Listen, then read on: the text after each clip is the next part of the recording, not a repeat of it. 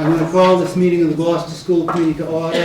The mission of Gloucester Public Schools is for all students to be successful, engaged, lifelong learners, and I'll ask you to join me in the salute to the flag. I pledge allegiance to the flag of the United States of America and to the republic for which it stands, one nation, under God, indivisible, with liberty and justice for all.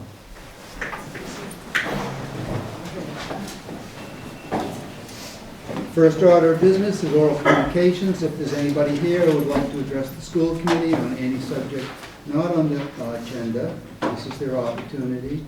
If they come to the podium and identify themselves. Seeing none, we'll move on to comments from the chairperson. I'd just like to say this is going to be a very long and rigorous meeting. There's a lot of business that we have to take care of tonight, and there's also a lot of information that we have to absorb. And so if I push forward a little bit, it's not to it's because of the and we'd like to welcome the mayor back from Florida, someplace warm. No, it's cold there too today. Oh, it wasn't cold. It wasn't cold. Recognitions. I'd like to recognize that we have two members of the Gloucester Police Department here, Lieutenant Nicastro, Jeremiah Nicastro, as well as our school resource officer, Mike Stoller. And welcome, and thank you for everything that you do.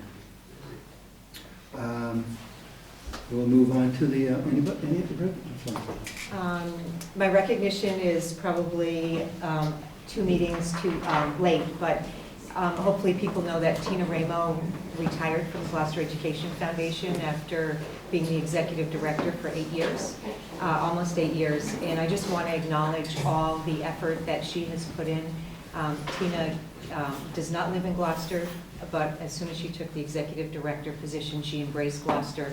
She became a member of the Rotary. She got to know all sorts of people, including many, many of our teachers. She helped think through some grants and some proposals. The amount of funds that she helped bring into our schools and the difference that she's made was just, outstanding. So as the foundation grew, so did our district in terms of its opportunities and the quality of things that we provide our kids and the breadth of programs we provide our students.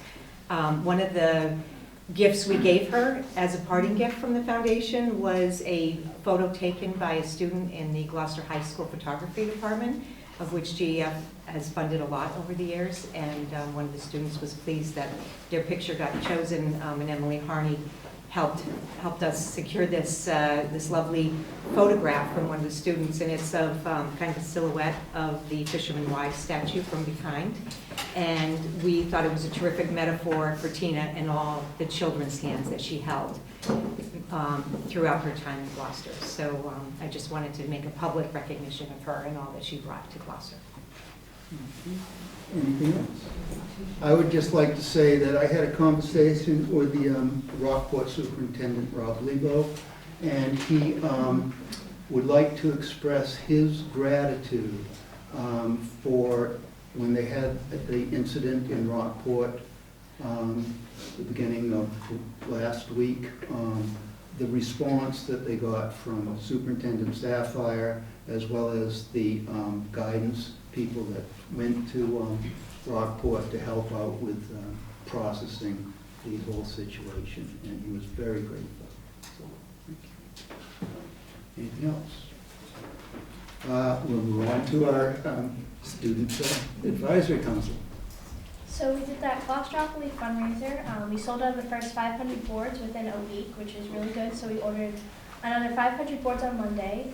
They'll be in 6 to 8 weeks, and we're already taking pre-orders for that, and we're trying to figure out like shipping costs for people who live in different states and stuff like that. And then student council, we're doing secret pals, and so each member of student council and NHS is assigned to either 1 or 2 teachers, and 1 week in February, we're giving them like little gifts or just like something to like appreciate them for every day out of the 5 days, just to show appreciation after like midterms, because that's a stressful week for teachers.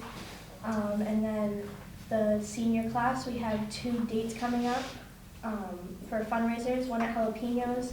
That date's still pending because it conflicted with another fundraiser for a different thing, so we've changed the date. And then one at Minglewood on May 20th. Any,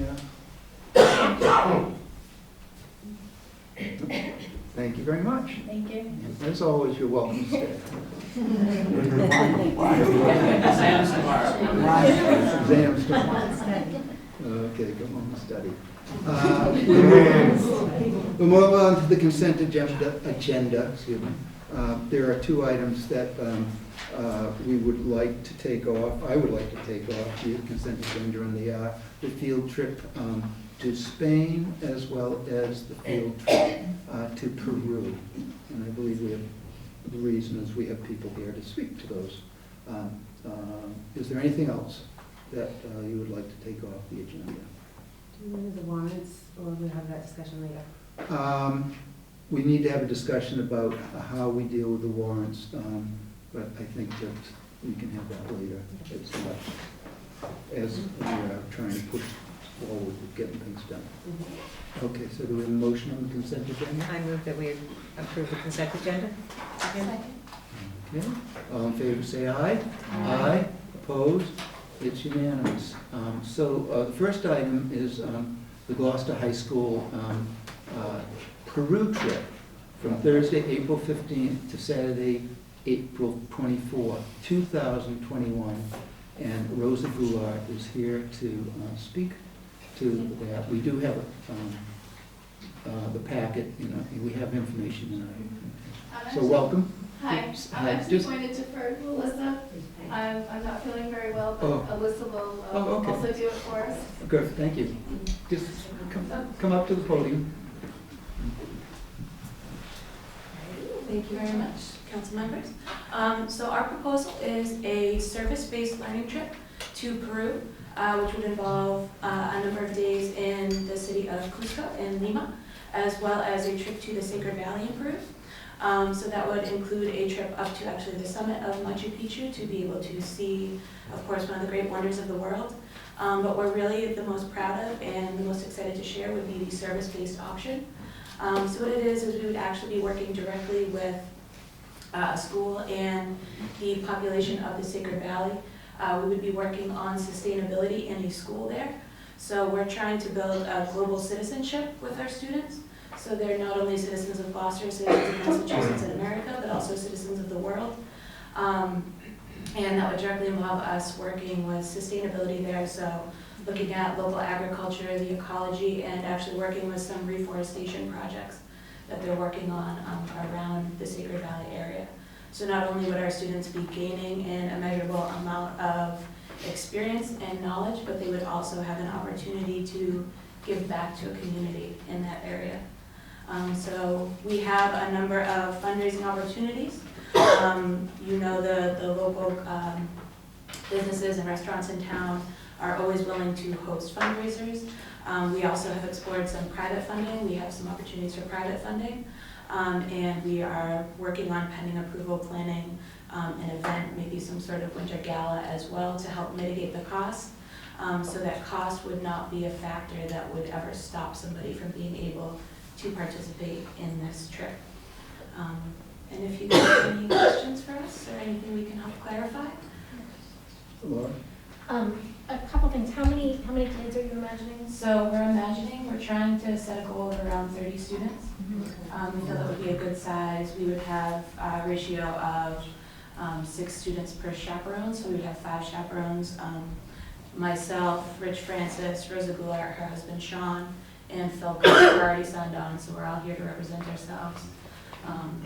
And why Peru?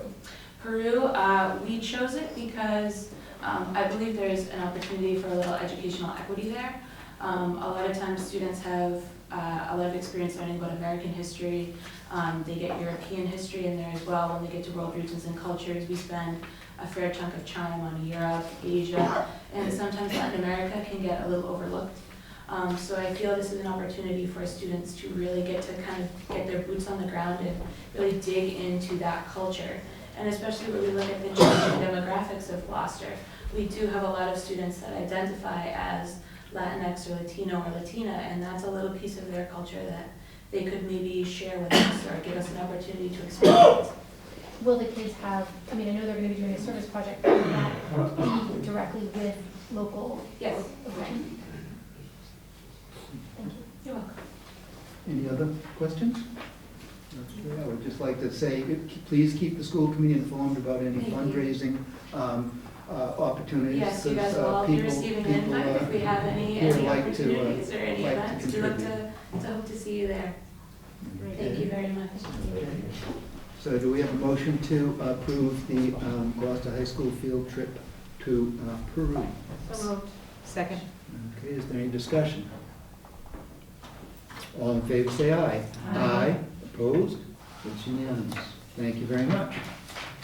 And, we look forward to hearing back after the trip of the experience. Pictures, yeah, we like pictures. Lots of pictures.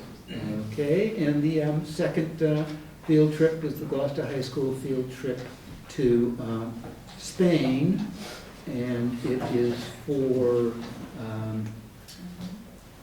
March, same time, April 14th to Friday, April 23rd, 2021. And Celestino, Good welcome evening, everyone. again. I brought some extra brochures in case you need it, but I think they have them in the packet. I Does think anybody need it? we all have it. Okay. So this year, well, next year when we have the trip is gonna be Spain. The last trip that we did was Italy, and I tried to rotate the countries. We also included France, sometimes we did combination France and Italy. And last time we went to Spain, we also did Portugal. So I tried to include the languages that we teach at Gloucester High School. And give the kids a good opportunity to experience what they've been learning in the textbook.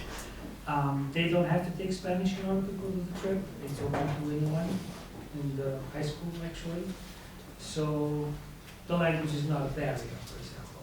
If you take an Italian, you can still go to the Spain trip. Those who were taking Spanish, they came to the Italy trip. So, and I've been doing this trip since 1988. So, and I also use Explorica, which is, I think, one of the few companies out there.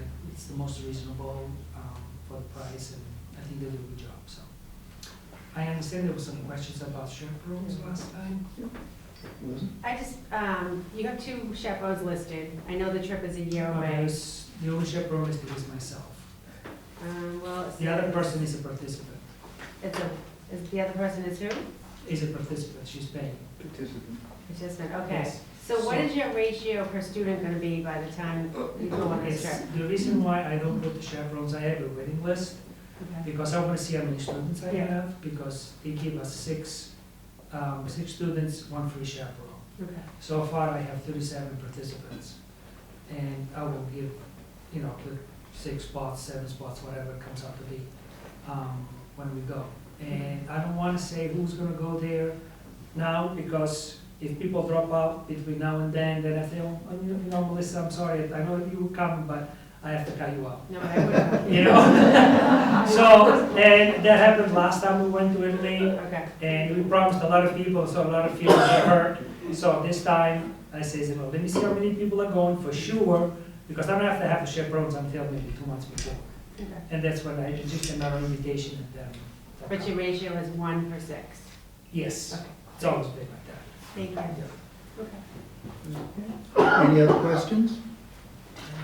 So do we have a motion to approve the field trip to Spain? I move that we approve the field trip to Spain. Second. Any discussion? All in favor, say aye. Aye. Opposed? It's unanimous. Can I add one more thing? Sure. The reason why I do the trip so early, because it's getting expensive now to go to Europe. And if I do it, let's say I plan the trip in the fall when school starts, and we want to go the following April, it's too short of a span for the kids to pay for it. But if I do it every 2 years, and the trip is open, they can make payments, monthly payments for $100, $200 a month. A lot of them can, they work at the basket or in the restaurant or whatever, they can afford to pay for the trip for themselves. That's why I put 2 years apart, because it's become almost impossible otherwise. So the payments are spread into 2 years instead of 6 months. Just a quick question, so it's, is it 5,000?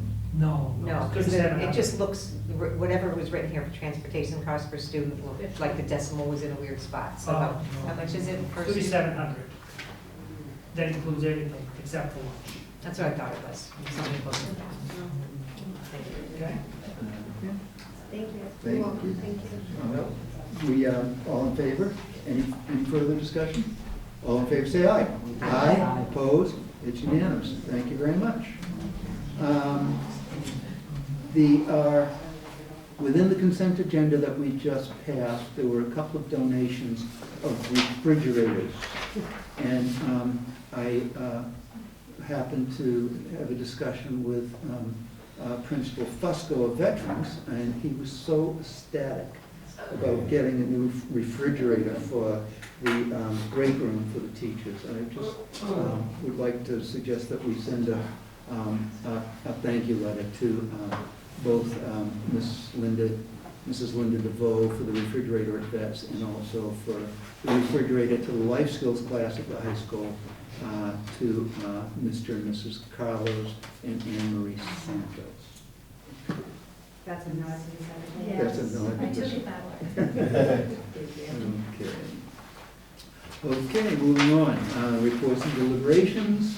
The first up is the Advanced Manufacturing GE Foundation grant, and Principal Cook and Mary Saris of the North Shore Workforce Investment Board are here to present information.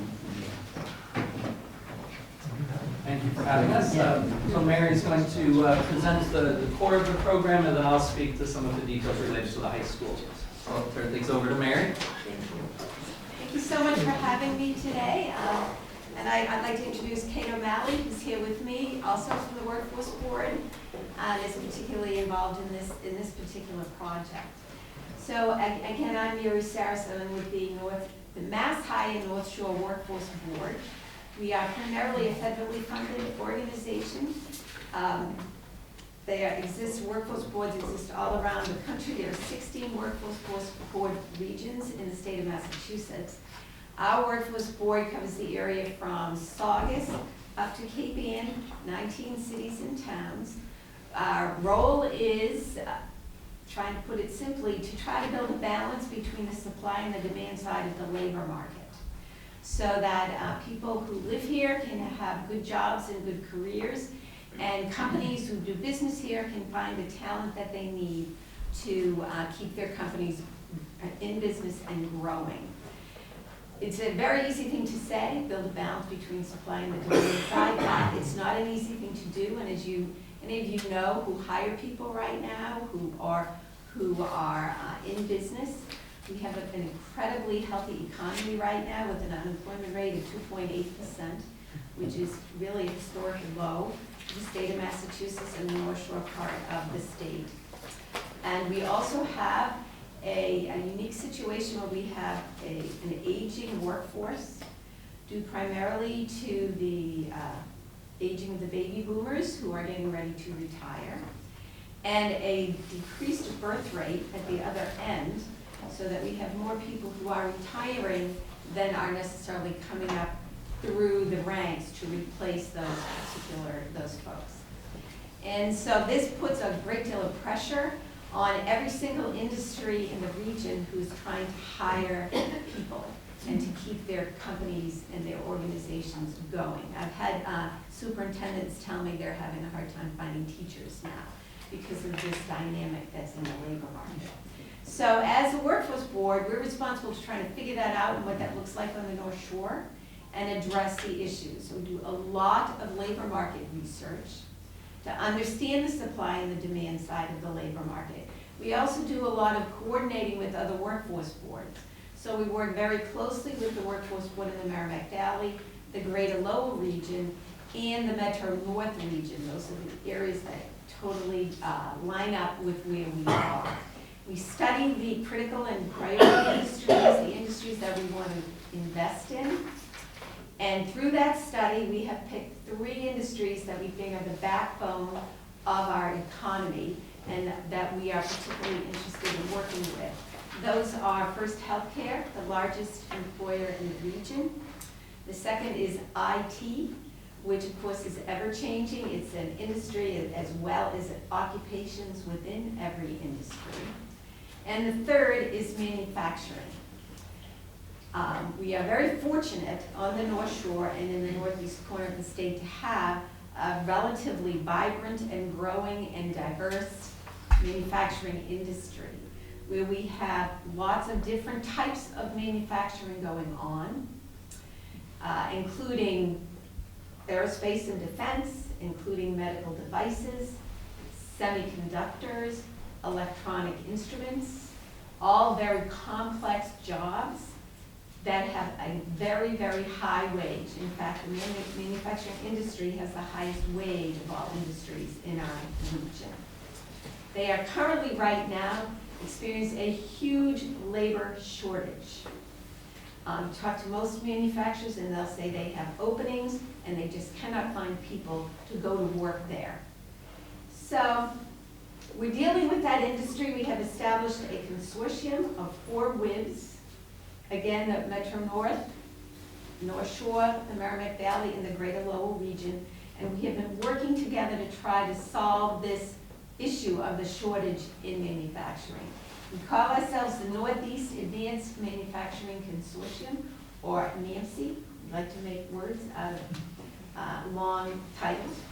We've been in business since 2012 and have been doing a lot of different projects around developing training programs with our local vocational schools and the community college to help move young people and adults toward this particular industry for a career.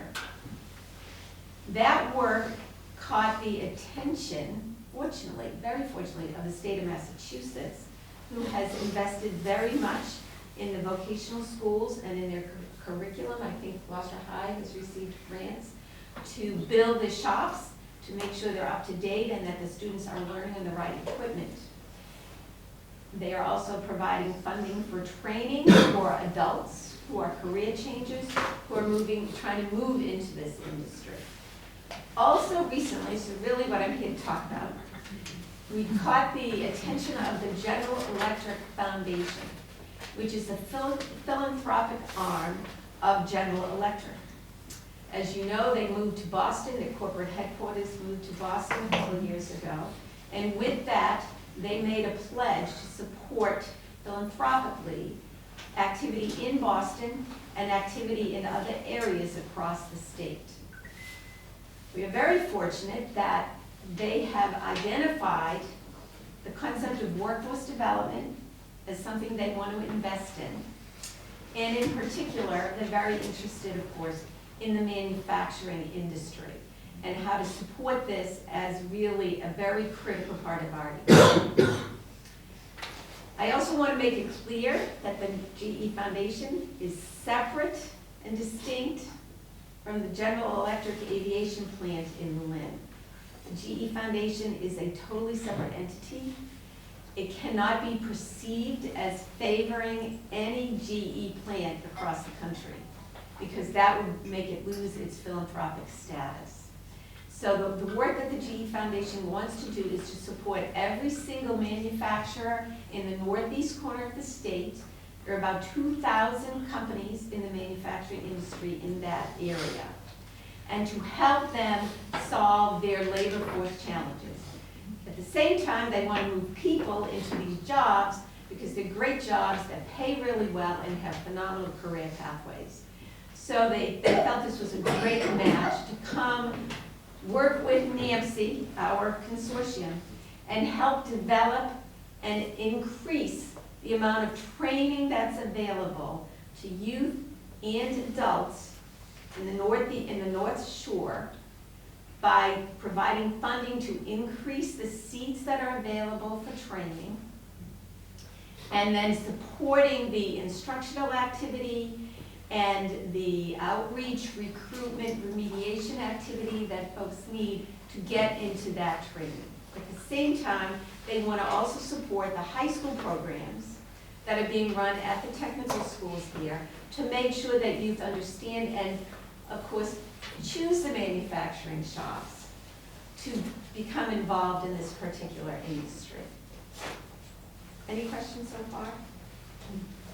So the project we're here, one of the things as we were researching this project for the GE Foundation is we went out and found the tech schools that have manufacturing training programs in the region.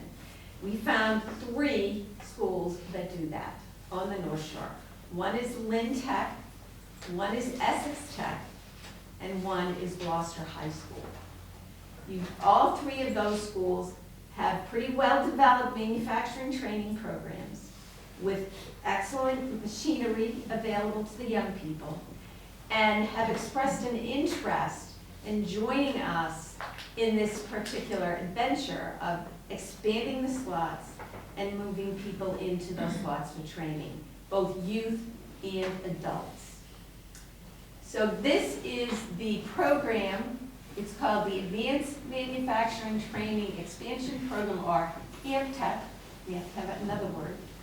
And it is focused on Lynn and the North Shore, Lynn being the largest city on the North Shore, to address the skills gap that it exists in the industry by coordinating manufacturing training for residents, again, both youth and adults, and connecting them to full-time employment. Their goal is to triple the number of slots available to people to go through this training. And I have to tell you, it is only a dent in the need by tripling these slots, because we have companies who have come to us and say, we can take 300 new employees today. It's that much of a demand right now within that particular industry.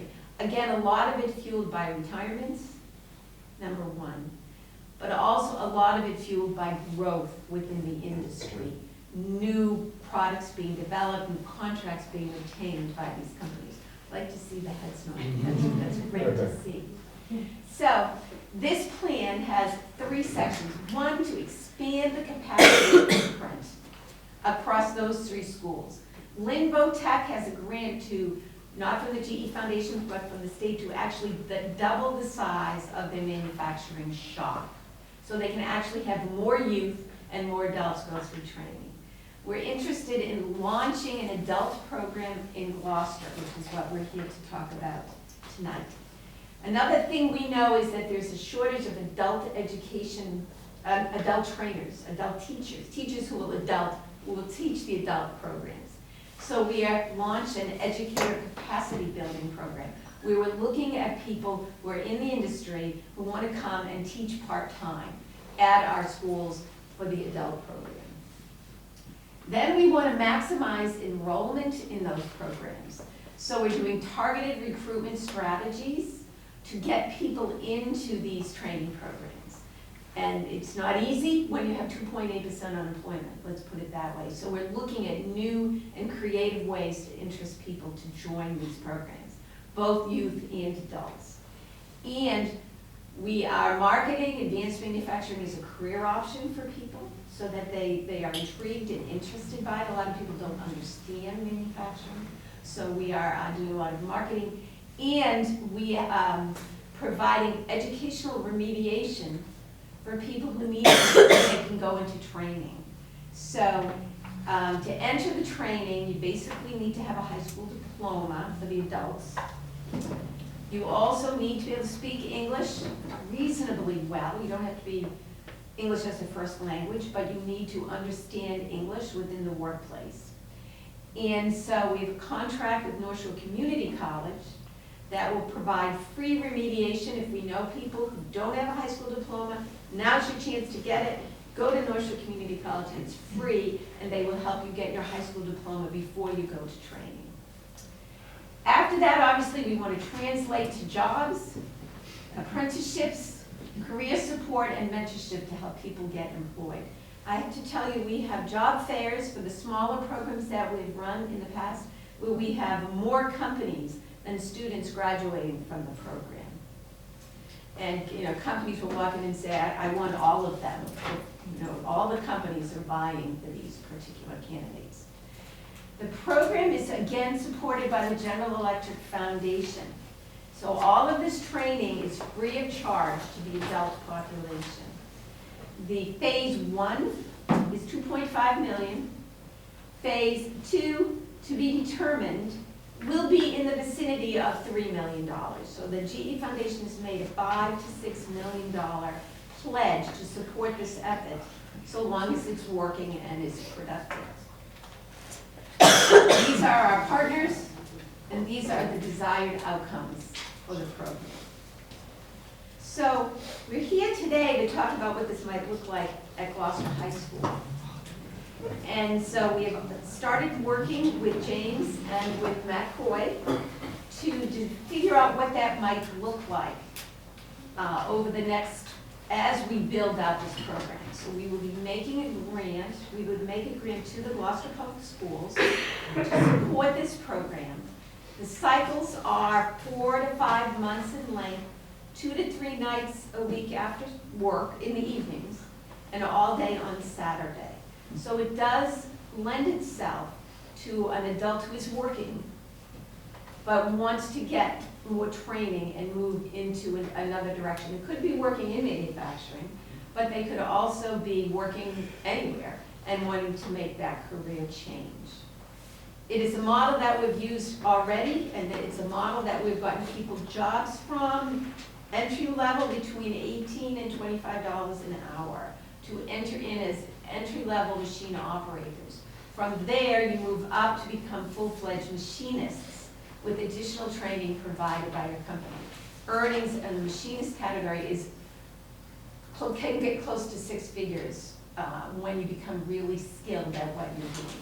It is not an easy job. It's a lot of responsibility. Most of it right now is technology-driven, so there's a lot of computer programming associated with it.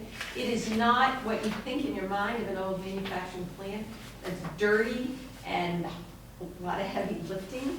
Almost all of it is done by computer and in a very, very clean environment, because the machinery and the material they're using is very, very expensive. Goes into an airplane engine, goes into a laparoscopic surgical device that might be being used, goes into your computer to make your computer or your phone work. So it's very, very high-skilled type of work. So there's additional information attached here, which you can read at your leisure. However, just quickly to summarize, the third page in summarizes what we're looking to do with Gloucester High School here. And that is that, you know, we are interested in funding repeat cycles of manufacturing training up here in Gloucester. The funding is approximately $52,500 per cycle. Again, that's a grant that would go to the Gloucester schools to pay for this training. Each cycle would receive that amount of money to keep doing this training for us over and over again. And as I had indicated, the money is sent to the Gloucester schools. The Gloucester schools set what they want the budget to be, how they want to spend that money. Obviously, a lot of money goes for instructors. Usually have 2 to 3 instructors on board for this program. They're part-time instructors. Goes to material usage, goes to building maintenance, whatever it is that needs to be used to support the program. But you decide how to use that particular budget. Again, during the school year, 4 to 5 months of training. In the summer, it can get intensive. It can be 40 hours a week. Obviously, that's for people who are not working, but whom perhaps are on unemployment insurance and are able to spend the time learning at that level. The enrollment goal is 15 students per cycle at any given time with an 85% placement rate, which is what we have placed people at. The entrance requirements are very simple. You have to be eligible to work in the United States, and you have to have an 8th grade reading and math level to participate in the program. If you're not at the 8th grade reading or math, and I think most of us probably wouldn't be at the 8th grade, particularly math level, that's the sort of thing that you lose if you don't use all the time. North Shore Community College will provide the remediation to get you up to that particular level.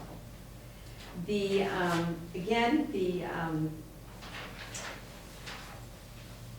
goal is to provide the opportunity to residents in Gloucester, Cape Ann, and the North Shore to develop a high-wage career pathway, no matter what age they are.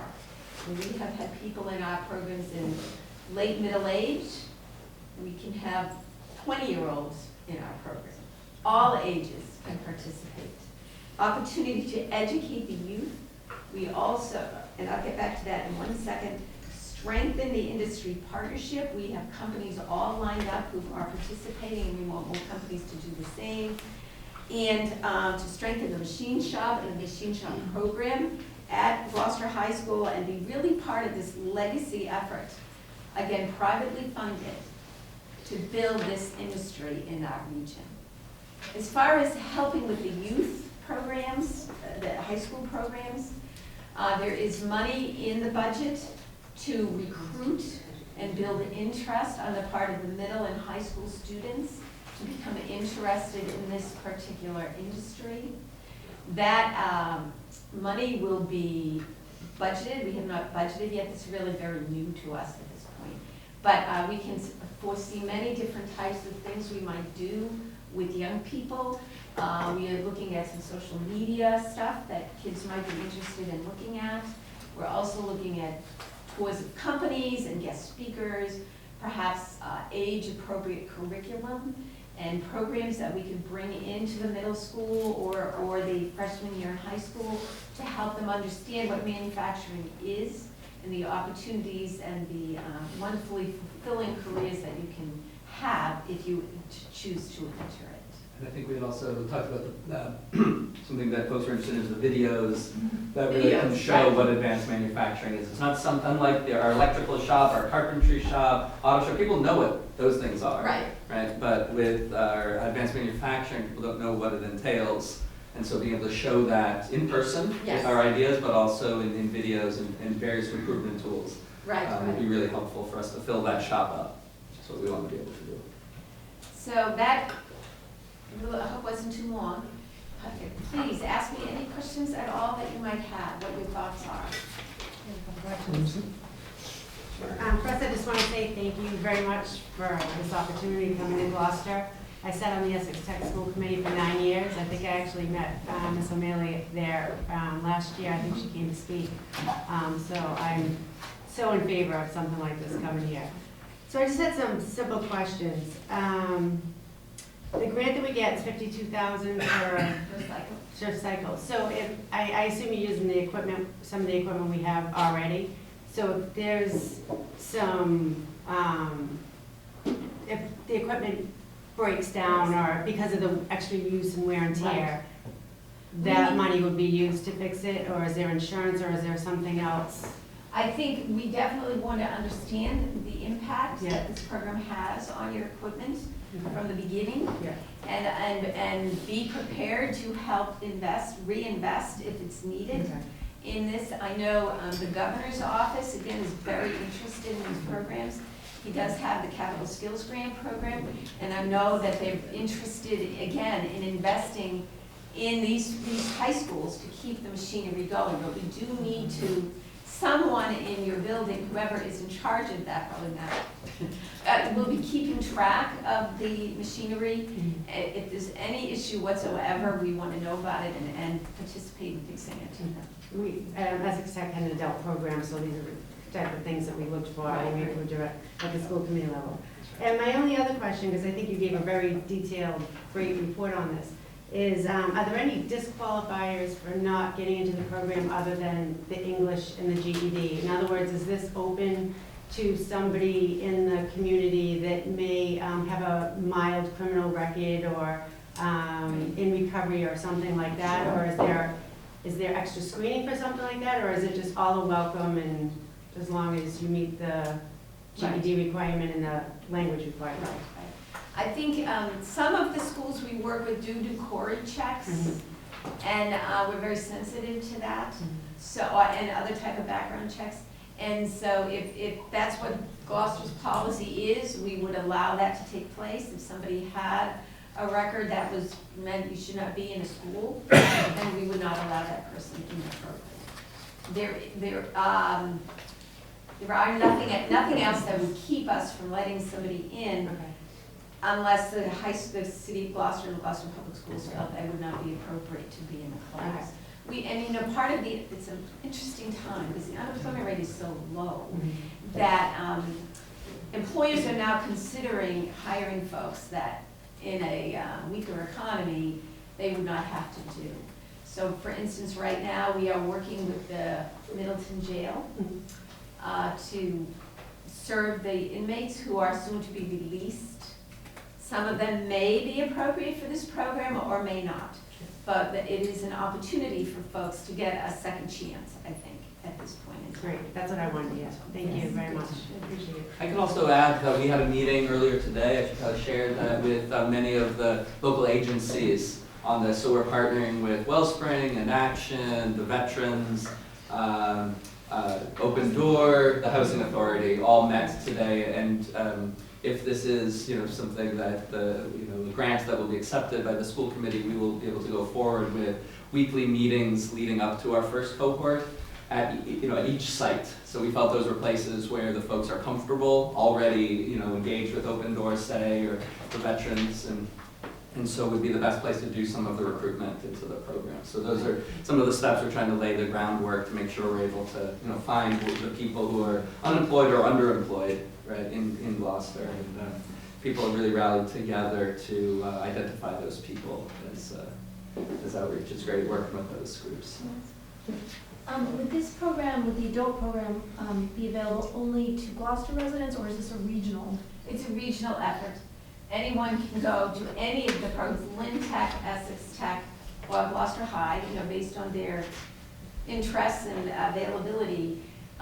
So it is purely a regional program. Obviously, this is our first effort in Gloucester, so we really going to try to recruit KPN folks first. And we think our first cycle probably will be mostly of that. But moving forward, anyone can go to any of the programs. And for the adult program, so it would be housed in the high school, but would there be overlap with the school? I'm assuming there wouldn't be any overlap with the normal school day. No. That would be an evening Right. program. We only have one max, so he can only be one person. So, yeah. Yes, that's true. But we are recruiting more teachers Yes, for Matt, so he's not totally on his own. We actually have a program that we had a meeting last week. We had 6 people who work in manufacturing who are interested in becoming part-time instructors. We're going to pay for them to take a couple courses so they can learn how to teach and shadow Matt and his colleagues to see what it's all about. Great. Well, we really thank you for allowing us to have this conversation with you, and for James and Matt for opening the doors to this possibility. And look forward to working with you if you so choose.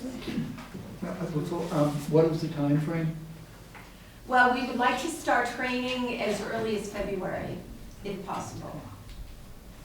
I will say the GE Foundation is very committed to this, and they want to see it work, and they want to see the numbers increase and get people into these really good jobs, as do we. Who wouldn't? Anybody want to be a machinist? Are we looking for a vote tonight? Is that correct? I'll make a motion that we accept the Advanced Manufacturing GE Foundation grant as presented. Second. Is there any discussion? Are we accepting a grant before there are actual enrollment? No. There is an interesting situation. You may have noticed that the fiduciary agent for this grant is the Essex County Community Foundation. So they are the ones who are managing the money. I'm kind of glad we're not. It's nice to have their input into it. And the way they handle it is, it would be a statement of work sent out to the superintendent over the next, probably soon, as soon as possible, when you guys are approved this. And once it's signed, then a check comes for the first cycle. And then once that is set up and we're assuming it will move forward, then the money will flow at the beginning of each cycle. So it's not all the money at once, just one cycle's worth of money. I have a question. Me too. So in order to, you had mentioned trying to train the trainer. Is by accepting this grant, does that allow you to do that? Or if we don't accept it tonight, can you still train, seek out more teachers to train? Or does accepting the grant a condition of that? No, we're already approved at Essex Tech and Lynn Tech, so we are definitely begun that instructor outreach effort. So I guess my question is then, if we do not do this tonight, can you move forward with Gloucester at all? Or do you need approval before you take steps to come to Gloucester? I would, personally, I prefer to have the approval. I think if there's something that you'd like more information on, we can definitely get it to you right away. But obviously, the governing body of the school, we want to make sure is supportive and okay with us doing this work. I can say a little bit about it. I think we've done just about all the kind of pre-work we can do without the approval of the grant. You know, we have everything sort of lined up so we can get some folks in the training, but you know, to really move forward with confidence about that late February training, which is how the first cycle would work. We then need this. So we've gotten, you know, everything ready, and then if no, right, but we're ready to go if yes. Okay, so, $52,000 seems like a lot of money, but it's not. I mean, you're talking about renting a room, the custodians, the whole thing. I'm still kind of confused. I'm not comfortable voting tonight. I'm sorry, everyone. I was on vacation for a little bit. I got in my packet. It's just too much to over. I have questions. So I know it's not a matching grant. You get a grant, you have 15 students. The $52,000, what happens if you only get half the class? You know, we would still run it. We do understand that is a challenge to the economy we're in, is finding people. I know that the GE Foundation would probably say, then we better take a break, let's run the one class we're doing here, and then we've got to rethink how we are recruiting people to fill the class.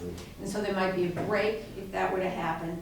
We'd have to regroup, improve our recruitment efforts, and then start again once we are sure we can get a full class, or near full class. Let's say you have 15, we'd want probably at least 12 to start a class, and we would consider that a full class.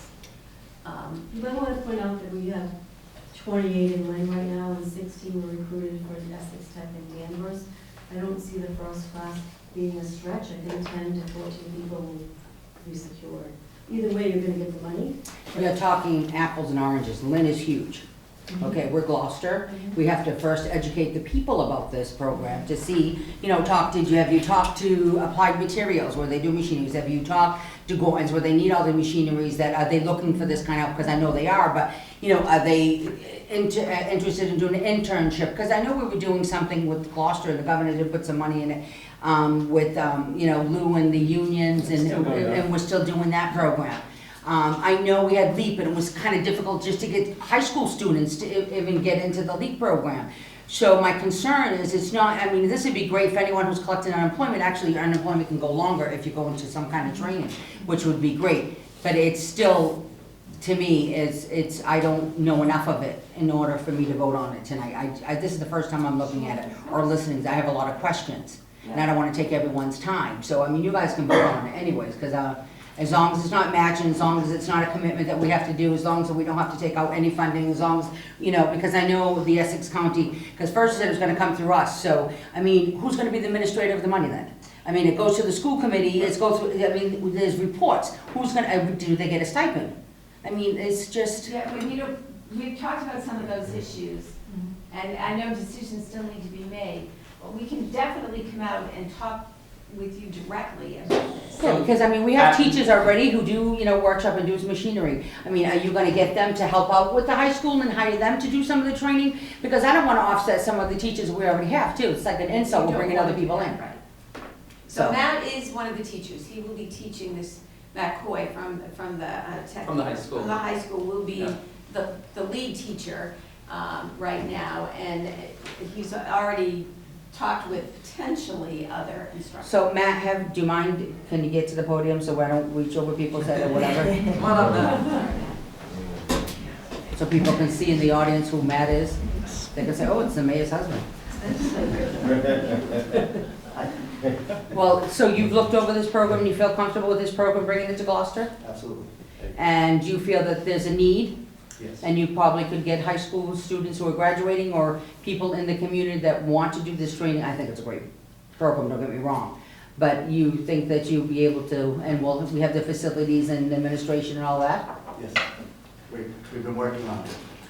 So right now, So if Gary we don't, then I and cut are- your salary in half? Yeah. Gary and I are working on the sides of the administrative side and working with Matt on all of the advanced manufacturing side to get to this point where we would be comfortable coming before you. And Mary is always a call away, and now we are also have additional support. And as I say, in terms of recruitment, the other agencies in Gloucester that met today, so excited. What are the other agencies, I'm sorry? So, as I mentioned, Wellspring, Action, right, the Housing Board, Open Door, and the Veterans are all met today, just so we'd be ready to go if we get the yes. And they're, you know, already thinking of some individual, it was a great meeting because they know the people, right? You talked about, what's her name, is it Barbara down at the unemployment, what's it called, the Job Career Center? Yes, they are actually the One Stop Career Center. It's Martha Schrees and Ruth Sullivan. Yes, Ruth Sullivan, yes, who that's work it. And they are actually part of my operation, that they Okay. are and they will be providing assessment help as well as career counseling and job prep workshops. See, that's a big difference right there, yes. Right. And then they will then help with the job placement. Thank you. I just want to bring up a little bit different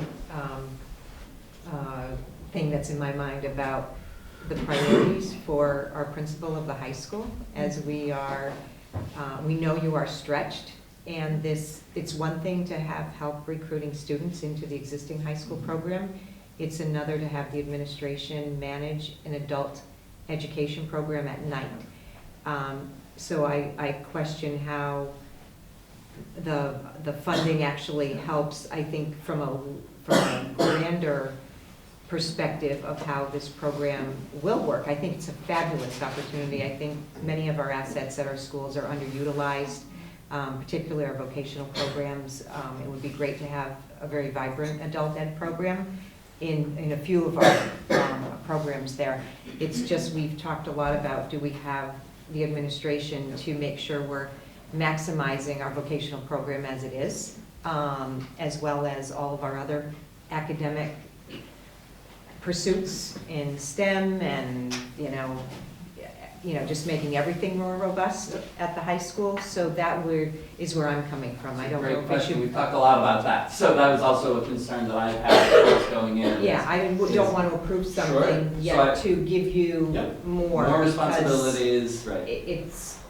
It's already a lot. Yeah, so we've talked, so this is one of the great things where, Matt's work, who will be working and coordinating the instruction and keeping an eye on the equipment sort of issues that might arise, as Melissa brought up earlier. Really a lot of it is the pay that comes through the grant for him, to do that kind of work, and that he has done to get us to the point where we were comfortable coming forward. And then I'm doing some, really communication, linking up questions, sending a question to Mary that I can't answer, and that I don't have the capacity or time to, but really using the resources that you could see that are, in the slide that we got to see earlier, all the other supporting agencies that are there. That's what I'm relying on to support Matt, so that I'm not I'm needing to put my time into supporting the programs in the high school. So I've been very mindful of that in planning this and wouldn't be comfortable coming forward without sort of having confidence that my job is really about linking people up, and making sure we, coordinating a meeting like the community meeting and that kind of thing, but not, taking on an additional like department oversight kind of responsibility. That's why I said, who's gonna administrate it? Yeah. Could I add something to Sorry, I it? asked I've that run question. 32 cycles in the last 5 years, and I've already been showing Matt sample budgets. I've asked him to come down to Essex Tech and join an instructor meeting so we can, already use best practices in place and share and surround and help and support Gloucester High School. So Mary and I are committed to doing that. I feel like I'll probably be living up here for the next, 6 to 8 weeks and really making sure it's successful and providing any support I can and history that I have with the program too. So is it your responsibility to recruit? Who does that fall? Whose responsibility? It's the Career Center, my responsibility, Mary's So it responsibility. doesn't fall on Matt? It does not. We welcome outreach that's tweeted out from your schools or Right. whatever your, mayor's office does or whatever, Right. but it's our responsibility to fill those slots. Sure, okay. First, just to what you said, it's already being advertised. I went on Facebook today, and this information's already out there. That's I don't good, know and if that it's might be coming good. this way from another district, or if someone in Gloucester put it out there, I don't know. We But developed a flyer that we Yeah. actually was gonna put the info sessions on, the CBOs that came this morning. Yeah. We're getting ready to hopefully think you would be, this is a wonderful program, we're gonna support it and hopefully go forward with this. And then it was gonna go out officially. Okay. So maybe unofficially something got Yeah, out with a what preliminary. came up from the line. But my question is, so the school is providing a benefit to the public for this great program. Is there any benefit for the students that are already in this program? For example, with this grant, it's 52,000, and I did the math, if it's 15 people, it's 3,400 per student, which seems like, I don't wanna say a lot, but that's a good amount of money to educate a student in this program. But say you're buying materials for this program, is there any benefit to the students that are in school during the day? One thing I know, when we toured the facility, we were asking questions, and there was a concern about having enough materials in the classroom. So if there is excess materials from the adult program, is the students during the day have the ability to use those materials? What is the benefit for our kids? You're getting the benefit of our equipment, what do we get out of this besides the grant money? Does it have to stay with the adult program, or can it be used for other purposes in the same program? And that's up to Matt. You can make that, Okay. because we do see the overlap between the youth and adults, and the possibility to support both, because we see, the 900 new people we want put out into the work world in manufacturing, 300 to 400 of those are the youth out of the high school. So we need to make sure that they're supported as well. There is money in the grant to help support the youth programs. As I said, we haven't itemized yet where that money will go. Okay. And that's really up to the schools to help us make that decision. A lot of it is bringing the kids in and marketing and recruiting, but I'm sure there are other ways that we can collaborate. The other thing is we have lots of companies, for instance, you may already have this, who donate materials and who donate other sorts of supplies to help support the program. So we think this program will just bring more of that activity happening. It'll also increase our contact with the area companies as well. Yes. They'll be in Matt's shop regularly, constantly, and that will be exposure for our students as And well. that's one of the things we talked about in the advisory group, was, getting companies for donations. I know at Essex Tech, they pour in. Right. But Gloucester's not as visible, so we don't get that benefit yet here. Right. So I love that can bring Yes. free. Gloucester has a very large manufacturing subset. The location quotient is very high for the number of manufacturing companies up here. We have worked with some of them, we need to work with more of them, and we hope this program would lead us to that reality. Thank you. Any other questions? No, I would like to make a statement that I would like to look at some more paperwork and some more stuff from Lynn. Sure. Like I said, it's not, I'm gonna vote present because the fact that I just saw this for the first time, and I do have some more questions that I'd like to, as the mayor, I'd like to talk to the other communities and see it. Don't get me wrong, the whole concept, we've been doing this for years, and I myself with Dr. Sapphire, with the unions, with the veterans, to get them to work to do this. If you remember Mr. Josephson from 30 years ago, from Gloucester Engineering to Applied Materials, the whole thing that we did this years and years ago. And that right now, the city of Gloucester with the chamber is working on the blue economy, because right now we can't even place people. That's the whole thing. The unemployment rate's gone down to 3%, but we can't still find workers, and we still, my concern is too, is that in order to keep these workers here, we still need affordable housing. So it's a whole concept, but the thing that you said that really pleased me is that you're working with Ruth Sullivan in the unemployment office, because with the Fishermen's Wives years ago, we had the training program here, and that was a success. And that was done probably over 15 years ago to help fishermen. And now we're retraining fishermen, and there are fishermen, unfortunately, that have to go to a different career. So I'm looking forward to working with everyone, but no offense to anyone.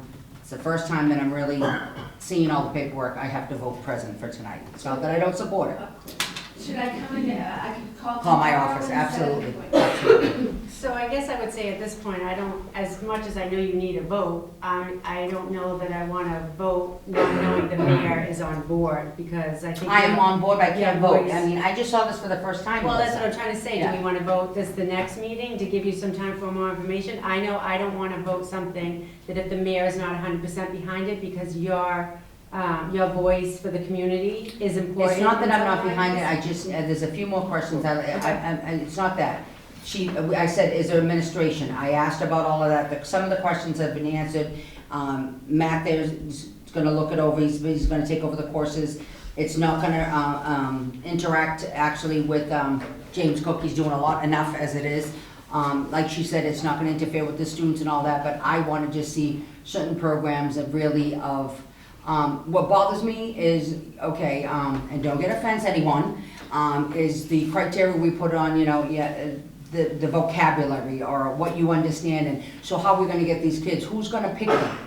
So if someone comes in and says, I'm 35 years old, I've been working with my hands, or I've been fishing, I have broken English, whatever, but I wanna be, who's gonna pick these people? I don't wanna be picked like a lottery situation. I wanna know how are you gonna, who's gonna decide who gets to go and who doesn't? Right.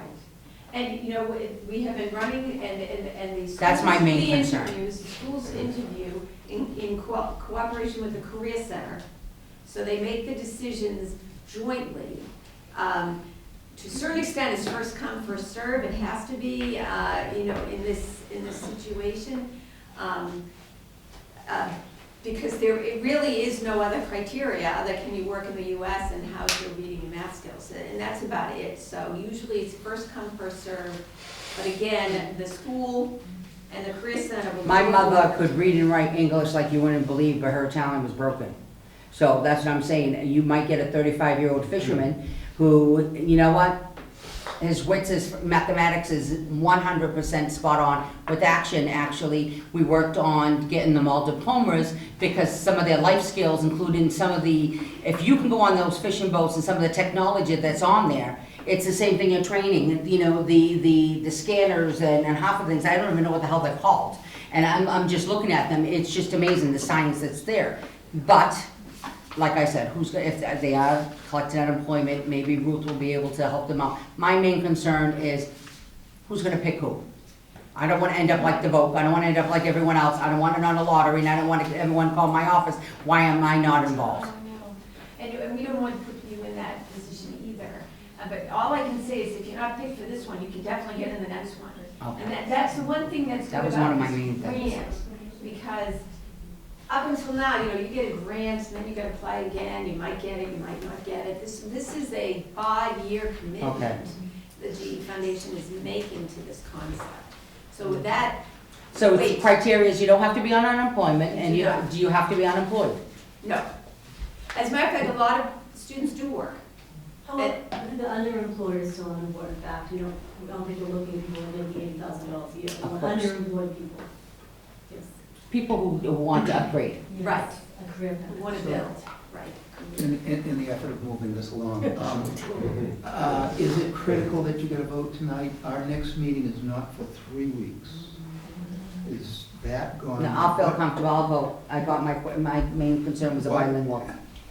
How would, And the how unemployment. would that, putting it off for 3 weeks affect you? Well, you know, it's just a little awkward because we do want to start something the end of February if at all possible. And, you know how things get out, you just saw it on Facebook, how did that happen? It's not supposed That's to what I happen. asked them, how did this happen? Right, so, Yeah. you know, it would be great if there could be a vote tonight. Obviously, if you feel uncomfortable, we would wait, but. No, and most of my questions have been concerned, but I will take a little ride to Lynn. and I stuff, so just I'm want to not- remind the committee, last Wednesday, we had a governance session, and one of the things we talked about is not voting on business the first time it comes before us. And there's a lot of, So you didn't see it either? no. Oh, okay. That's not It's in our just- packet. It's in our packet, it's in the packet, and it is listed as a grant. No, wait. I understand. You that. understand what I'm We saying? can is waive this this. topic Right. is the first time, and usually a topic would then get referred out to programs for questions. So I guess I still have a lot of questions. I'm not supportive, just like the mayor. I'm extremely supportive. I just have a lot of logistical questions. So, And impacts on, just have impact on our school budget, things like that. I mean, do we want to delay the program? That's, I mean, just in fact, do we want to delay them moving forward? Because we're not meeting for 3 weeks. So, so No. what I'm gonna look for is a motion to vote on waiving our procedures of not voting on something the first time it comes to us.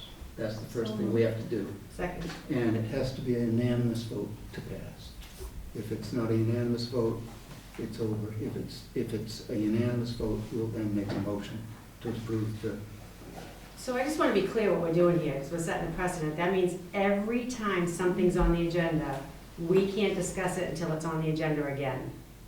Because that's not how we've been functioning for the last no, I 12 know. years. And that's why it's. 12 years. Right, That's long before our protocols were done. right. So I just want to make sure we know what our protocols are, because that's going to be putting everything we do off for 2 weeks going forward. And I don't know that we're going to be able to do that. And that's on the agenda later on. Right, talking so about I'm that. gonna move the vote. So we have a motion and a second On what? on waiving Waiving. our, Policy that we haven't followed ever? yeah, Okay. basically, because last week we said we're gonna try to follow these things. When did that governance go into effect? It hasn't really. It's- We're doing it later. All right, so you don't have to vote You don't on it, have it's to not vote a on it now. What are you doing? Oh It's my been- God, I No, thought I'm the on go- vacation still. The governance was approved in 2014 or 2013. I mean, it's on the books. It hasn't been followed, but it's on the books. And that's what we decided at our last week, is that we either needed to change these issues, which is going to come up later in this meeting, a lot later, apparently. But can I tell you, do you get in it right, because as a city councilor, we have the same rules, that if we got something on the very first time, but if it's already in your packet, and it's on the agenda, or it's in your packet, it's up to you to look at it. It's not up to the person who did the presentation. They're on the agenda, so that's not the first time. If they came tonight under new business and they wanted us to vote, that's the first time. But it's in your packet. I don't know where you people are coming from, but city council has the same laws.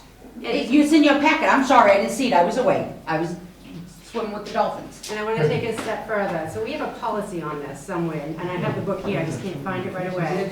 But my question is the vote that has to be unanimous, not majority, because I believe our policy says the school committee just votes to waive it. It doesn't say by unanimous vote. So if you're going to take that opinion right now, I want to take a break and find our policy that says that, because I've never seen anything that says unanimous for all of us to waive a policy. And the first time is not if it's on the agenda. It means if someone comes under new business and gave it to us and we discussed it and we wanted to vote on it, then you can say, 211 or whatever. But you know what, you better look at the governance rule a little bit better, unless school does different than city council, I don't know.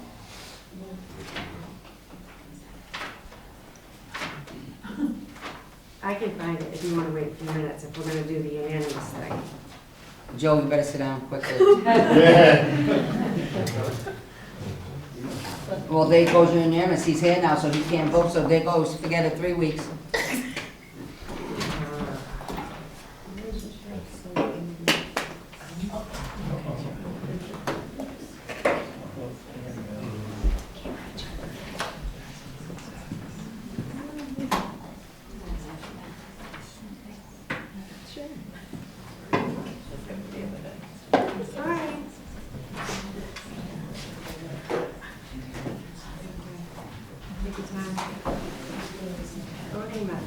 Okay, the suspension of the rules.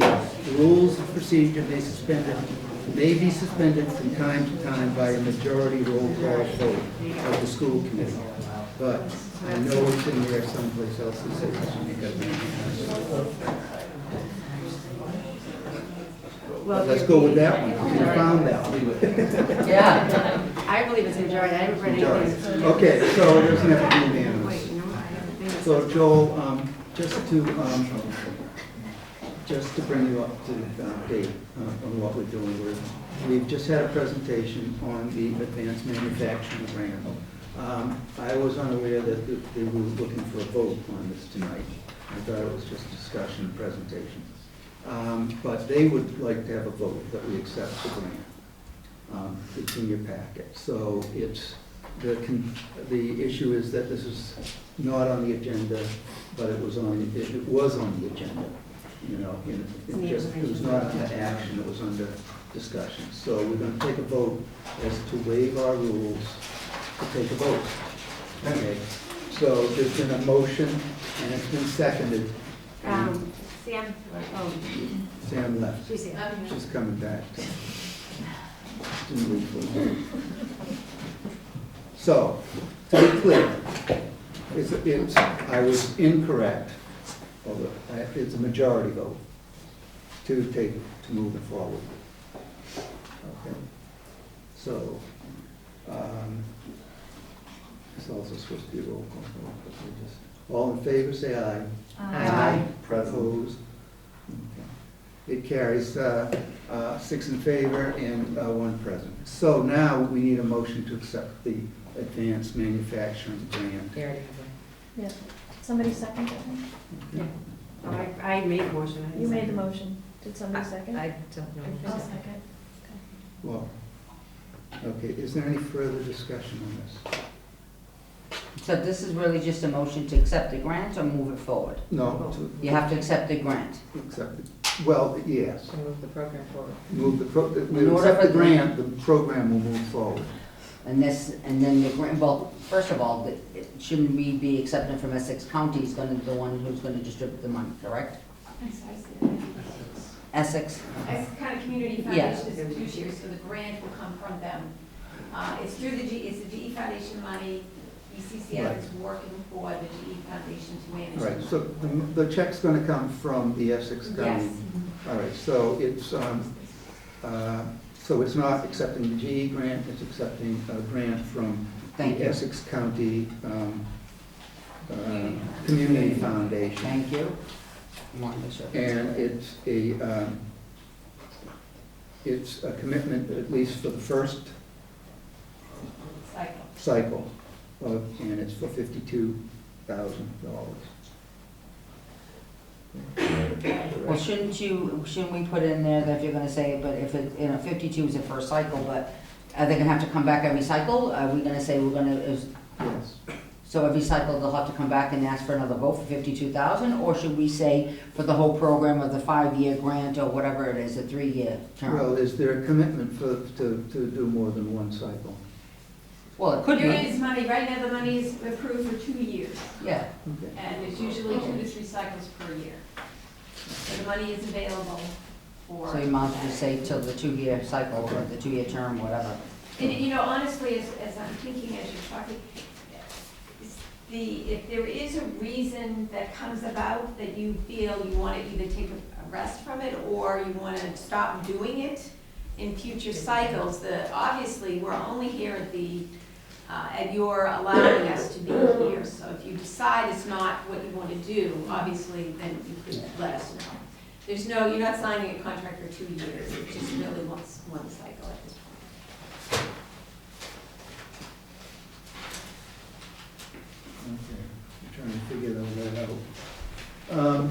Maybe we can change it if we don't. We can change it if we don't. So, so let me rephrase the motion. And the motion would be to accept the continuing grant from the Essex County Community Foundation to support the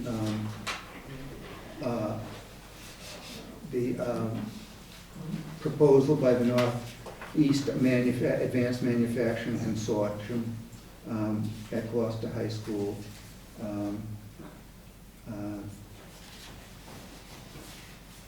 for the term of 2 years?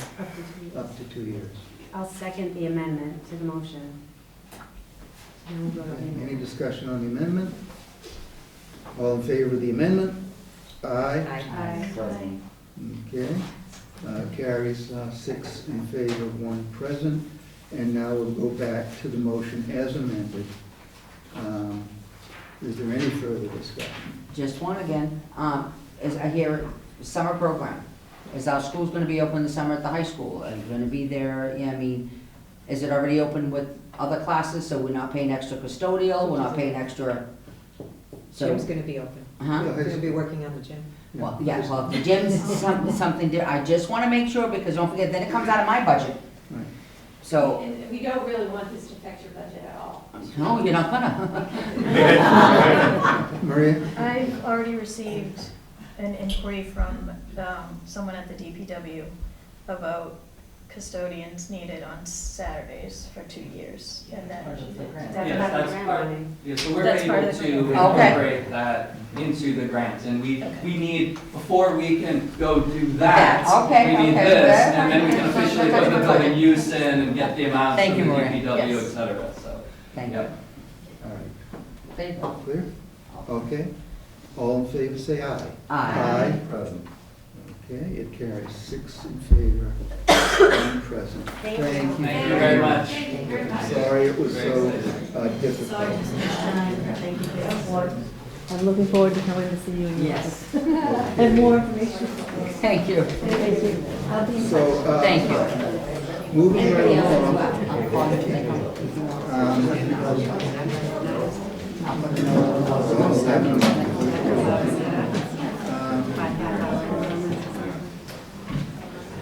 Okay, I'm going to take out of order the youth risk survey.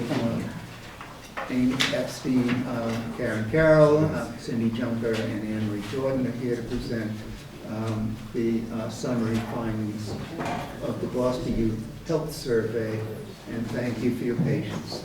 Welcome. Thank you for having us tonight on your full agenda. I'm Karen Carroll, Public Health Director for the City of Gloucester. And we will try to move through a few highlights tonight of the Youth Health Survey that was done for the last round last year.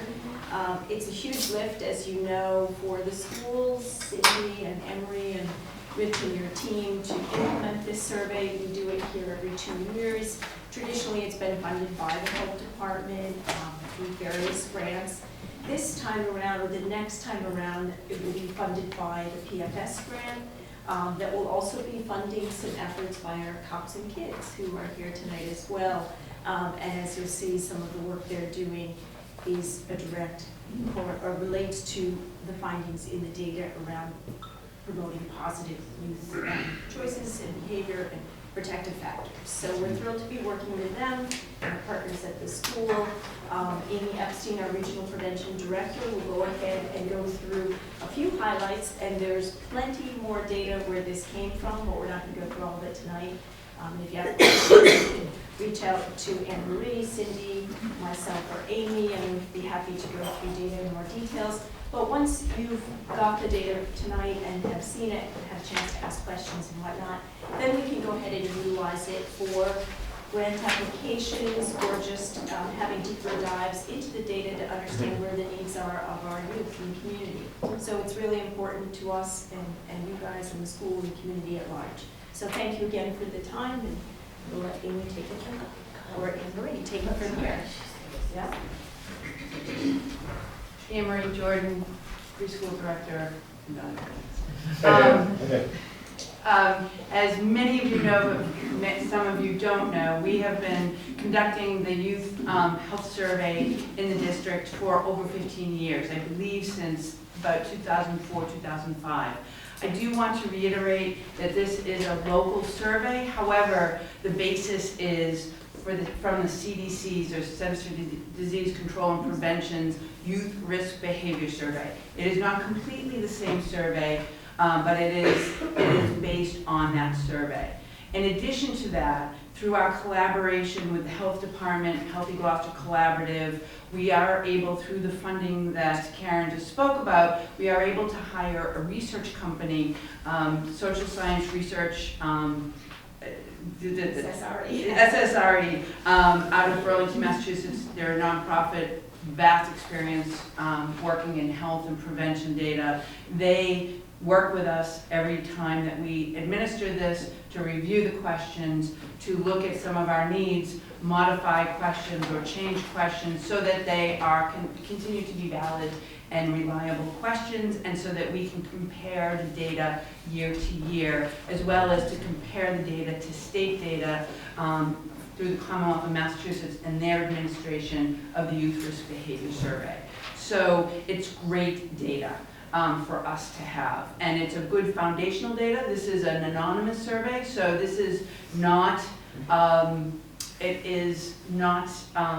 complex data. It is really that baseline data to get a sense of trends and comparisons to other state data, so that we know what is happening with youth in the city of Gloucester. I also want to just reinforce that this is, although we conduct this in the schools, the reason we do that in the schools is because we have a captive audience of the age group that the community wants to survey. So this is city data, this is community data that is gathered through the schools. So it is not a reflection of schools and what we're doing or not doing. However, it does help promote and expand programming that we already have existing by being able to begin to identify trends that we may be seeing in the areas of substance abuse, violence and safety, mental health, and other health related topics such as nutrition. So that's the importance of this data that we have. It has helped us to fund a myriad of programs throughout the years, and hopefully it will continue to help us fine-tune those programs that we have here in the school department, but as well as the community-based programs that we have. So that's the history of this survey, and I'm just going to have Amy provide you with some of the data highlights from this. I also do want to tell people that we started with 3-ring binders, and they're very big 3-ring binders, but we are in the 21st century, so we also have thumb drives of all of the data sets. So if we in the schools and in the community do look at this data fairly closely, but if anyone else in the community, on the school committee, would like further information about data and that we find in the survey, you can certainly contact us, and we're happy to share that information with you. Awesome. Thank you.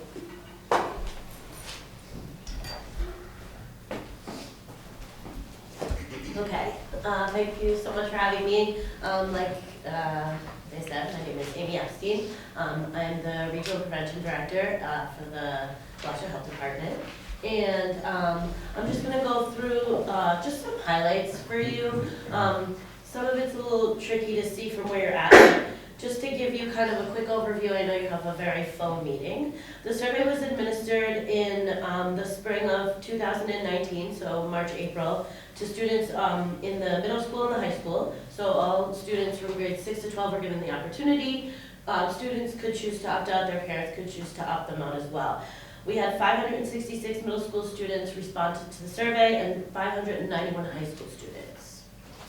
The first category we're going to go through is mental health and safety, which is something I feel particularly passionate about, and I know it's something we all really want to think about and talk about and focus on, and it's some of what we're going to work on with our new funding that Karen mentioned, the Partnerships for Success grant. The first slide, it's a little bit busy, but you can see that we have this is about bullying. The lighter pink is middle school, the darker red is high school. The floating bars above the actual current numbers are trending data from over time. So you can see, for example, from 2009 to 2017. And then on top of that, there's in light gray, the average for the state of Massachusetts as of 2017. Something you can observe is that in general, as far as bullying, our numbers are decreasing. So bullying is coming down, which is great. We're getting much closer to statewide averages. And the one thing of note, I think, is that cyberbullying is quite up for middle school and well above the state average. 51% of Gloucester middle school students and 38% of high school students reported that they saw someone else bullied in school over the last year. And a particular interest, I think, is that female students were more likely than male students to report all of these incidents of bullying in both middle and high school. The next slide is about depression and self-harm and suicide. Depression is constituted as reporting that during the last 12 months they felt sad or hopeless almost every day for 2 weeks or more in a row, that they stopped doing their usual activities. 21% of Gloucester middle school students and 30% of high school students reported experiencing depression in the last year. This isn't going to surprise most of you who do work directly with young people. I think most of you understand that, you know, our young people are struggling right now with depression. The rates of depression continue to increase but are comparable to the rest of the state. This is kind of a statewide issue, in fact a nationwide issue. So this is something we're all seeing, and we're all working on getting more access to services for young people. Again, just to point out, female respondents were more likely than males to report these issues. Moving on, just some general other risk factors. So these are kinds of things that we know are make young people more susceptible to risk behaviors. The more risk factors you have, the more risk behaviors you're likely to engage in. This is a list of different kinds of risk factors that we know are evidence-based to increase your risk of things like substance misuse. Approximately 1/3 experienced the death of a family member or close friend, so 36% of students, and 1/4 a serious family illness. 18% experience a serious family financial problem.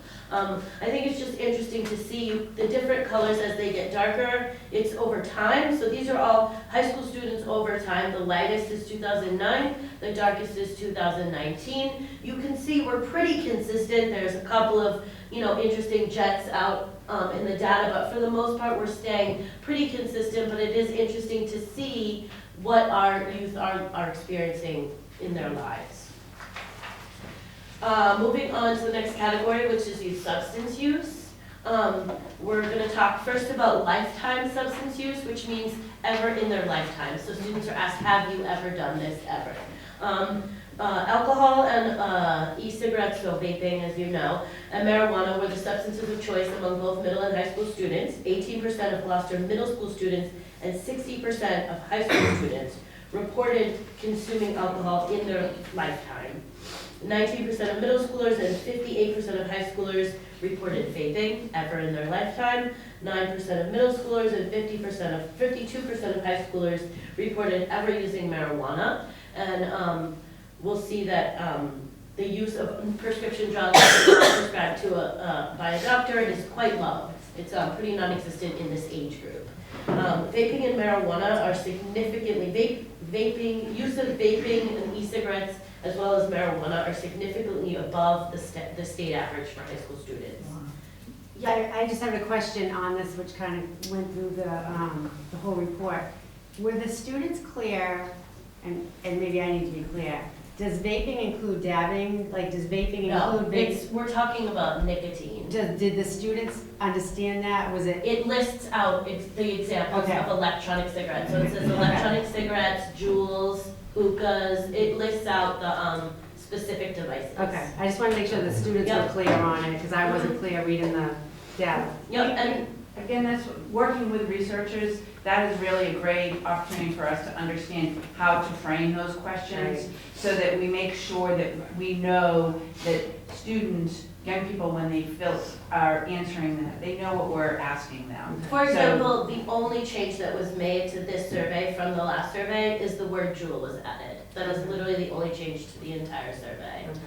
We try to keep it as similar as possible because the data is less comparable the more you change it. Well, I asked, because even some adults don't realize the difference. You know, they Yes. think vaping is vaping and dabbing, they don't know the difference. So I was just making sure the students. Yeah, we're very specific. Okay. So dabbing THC would go under marijuana. Thank you.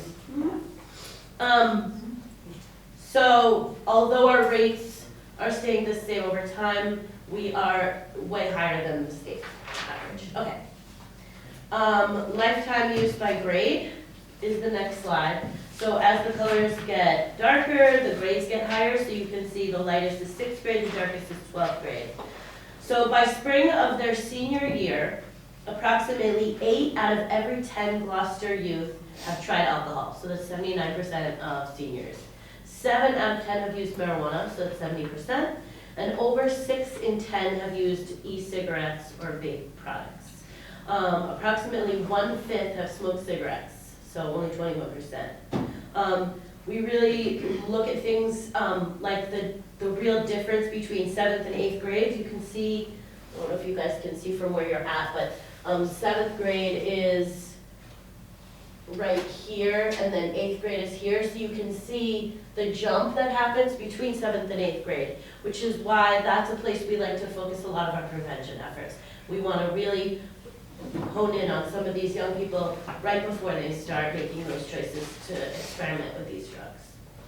The next slide talks about lifetime use over time. So we're looking at have you ever used in your life, looking at the data from 2009 all the way to 2019. Rates of lifetime substance use among Gloucester High School students were largely consistent between last survey and this survey, so 2017 to 2019. The only exception was, and this is no surprise to anyone, vaping, Juuls, electronic cigarettes. That went from 28% to 58%. Pretty standard for the state and the nation. Next slide is current use. So we're talking about, we define this by in the last 30 days. So we ask young people, have you in the last 30 days done any of these things, which means where they're currently using. One thing that I thought was the most interesting is that of the students that are that are drinking, which is 40%, 75% of those students are binge drinking. So for the majority, the kids that are drinking are binge drinking. Vaping, marijuana, and alcohol considerably above the state average. Sorry. Substance use by gender. I found this particularly interesting, having seen some of the different data for girls being higher than boys around mental health and other kinds of risk behaviors. So current alcohol use, binge drinking, and marijuana use is all higher for females, especially current alcohol use. So you can see that as far as using alcohol, 35% of both males and 46% of females reported using alcohol. So again, higher risk for females. Females are at high risk. Next section is physical and sexual health. So we have students reporting having sex. There's not a lot of change there, and it's pretty consistent with the rest of the state. We see that there's been no change in middle school students. There is an increase in high school students who are reporting ever having sexual intercourse. 2019 Gloucester High School students were more likely than Massachusetts students in general in the state to report ever having sex. And again, note that jump from 8th grade to 9th grade, and really looking at how can we work with 8th graders to kind of get them to a place where we slow down their first initiation of use. Or Is this, would they like to, or they haven't? this is having had sex. Well, they're reporting having had sex, and I think it's defined sexual intercourse. So when you say Massachusetts students, you're not, I mean, what are you saying? So there's a survey that's done in Massachusetts. So our children are honest and they say it, they're not, I mean, you're saying 35% of Massachusetts students? Yep, they all have the same survey. So Right. the youth risk behavior survey is given all over the state. And then ours is compared to the greater state as a whole on average. Right, and when you say that, I mean, do others all respond, or are we just good responders? So the Massachusetts administration of the survey takes it from the whole state, so takes data from the whole state. So unlike our survey, which surveys our whole population at the middle and the high school, this is demographics throughout the school. So there may be just one class, there's samples, so a classroom here, a classroom there. Well, I just want to clarify that because it looks like we're all maniacs here. I mean, Well, so there's the one thing that is about the survey and the way they administer it here as well as throughout the state is they have a lot of methods for throwing out surveys that are not valid. So for example, if you say that you drank 4 times in the last year and then in a different question you report never having drank, then your survey gets tossed. So there are a lot of tests and a lot of methods to find out if the surveys are valid. And so there's a lot of science behind just figuring out whether or not, a lot of people, are skeptical about, is it really true? Are they telling the truth? There's a lot of ways to make sure that it really is accurate. Although we're not that far off from the state. No, I started this with Bruce Toby in 2004 in the health assessment. I was on it with the hospital for over 20 years. So I've done the surveys, worked with that. I started the group that you're on. It's just that I for the first time, when you're saying Massachusetts, we never compared to, we were looking at ours. When we did the surveys, we were looking at every single student. We weren't comparing. We were looking at what's happening in our schools, how are we going to help what's happening in our schools, and we never put the percentage to look like it was higher, because when you're looking at this and people are not understanding fully, and if they're not in the healthcare field and they're not understanding that, it looks like, okay, if you look at them, oh, we have more addicts, more sex fiends, more this, more mental health problems, this and this and that. I don't like that. I don't like that, saying that about our schools, not our schools, our children. And I said that from day one when I worked at the hospital, when we did the assessment needs and stuff. I wanted something to base on how we're going to focus what we get and how we're going to help our children. Yeah. I don't like this chart of comparing of what's going on in Lynn. Right.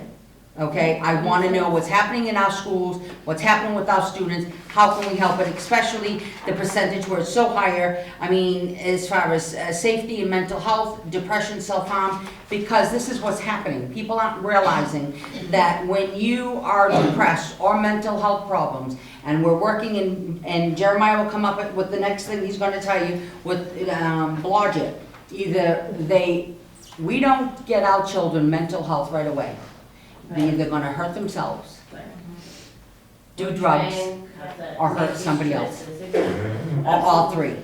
And that's my biggest issue right now, is how do we control this, how do we help that, what do we need? Definitely.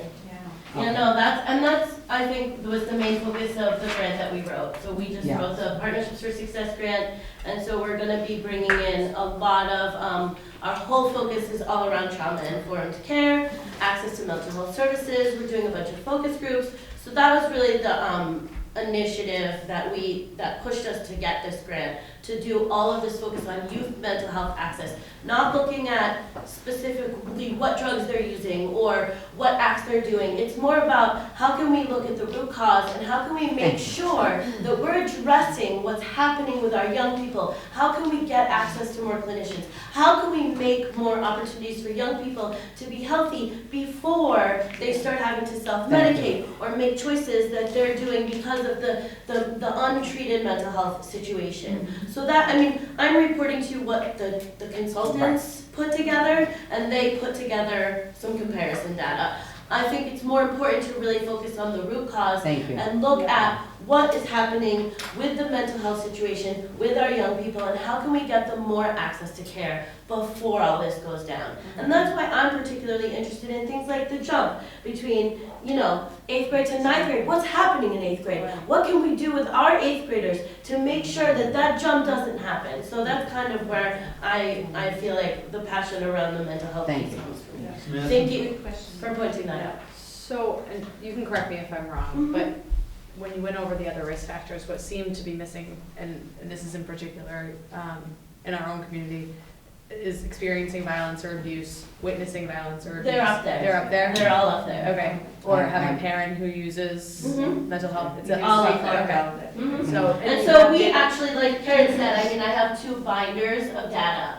I know you had a really busy schedule. I was told I had 10 minutes, so I really didn't want to, you know, go too deep. Okay. I'm So leaving you my said a card. couple of them, but then didn't. I'm leaving my card. Okay. Well, I pointed out ones that the evaluator noted as something worth noting. If possible, because I know it's only 10 minutes, but this is very crucial to all of us. Yeah, Because the fact I will is, come back. maybe we can do a workshop. I would love Maybe we to. can get this, because I'm sorry, I know you were Absolutely. doing point of order over there, but you know what? Let me tell you something. It's very, very, very, very important, because the fact is, our teachers are becoming social workers, okay?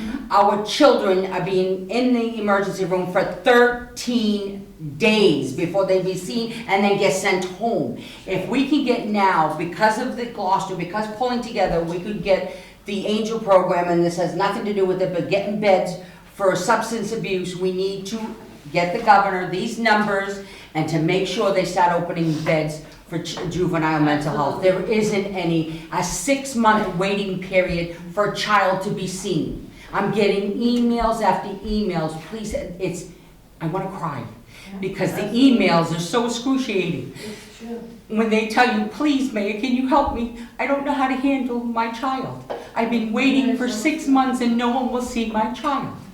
You can't do that. And then they're going back into the schools. And our teachers are being social workers and being forced to deal with that. No matter how many paraprofessionals, no matter how many one-on-ones or whatever, you don't know what a child's going to do. And it's our fault if we don't get them the help. I need to know what I need to do on the city side. And like I said in my speech, that we need more resource officers and more commitment to the school security. But that's fine for that. But the substance, like you said, 8th grade to 9th grade, what is happening? What are they seeing? Who are they living with? It's really important, people, because no matter how many studies we do, and no matter what, if we just look at the study and put it underneath very nicely, we're not going to do nothing. We need to do something, so maybe a workshop. I know about this. The more data we have, the Secretary, Mary Lou Sutter, said that she would come to Gloucester again. We already did. And thank you all who participated. We had a hearing here. There was 300 people. It was supposed to be like 5 to 7. They stayed extra. It was the most intense meeting that I've ever seen. My cholesterol pulse, I'm sorry. And so it was the most difficult thing, but hearing a story. And then there was a woman, and she was of color, and she said, don't look at me the way I'm dressed. I have 3 master's degrees. You're looking at me because I was with my son all night because they failed. They said they were going to help him. They put him in a hospital. Remember the cages for the children? And they tied him down. They started doing that to him at 4 years old. So I had to stop working. I have to take care of my child because there's no one out there. And when District Attorney Blodgett said, when you give him to me, like the Rockwood child, you don't know what's going to happen. When they go into juvenile system, then they age out. They're adults. That's right. They're adults. Yeah. And when you hear parents saying, my kid's not a bad kid, he doesn't deserve to die, and he doesn't deserve to be in jail, he's just off his meds, help me. 27, 28. Then they say, oh, why are they doing these things? That's why Tito what now is happening with the recovering addicts, why do they keep going back? Because we never handled the mental part. So I'm asking, let's do a workshop, let's really put our hands on this, get some teachers, get some workshop. What can we do to help our teachers? What do we need? Besides more social workers in the high school, and O'Malley for now, or wherever I need to know what you want from me before Jimmy leaves he's leaving, I'll put you there and I'll do the budget.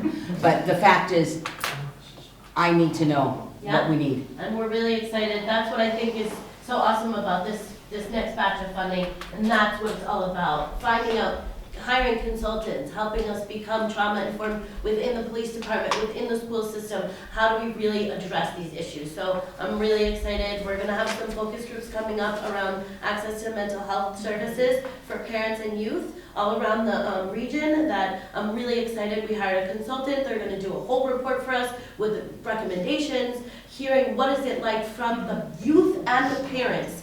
What is it like? Much like the one we had with Mary Lou Sellers, it's gonna be, we're really hoping to get some action steps. That's our goal. I'm very action oriented, and that's what I hope to see myself. Thank you. Thank you. So, I just have one question yes. too, just to understand Sure. what we're looking at. Yeah. Because you're comparing us to the state a lot. Mhm.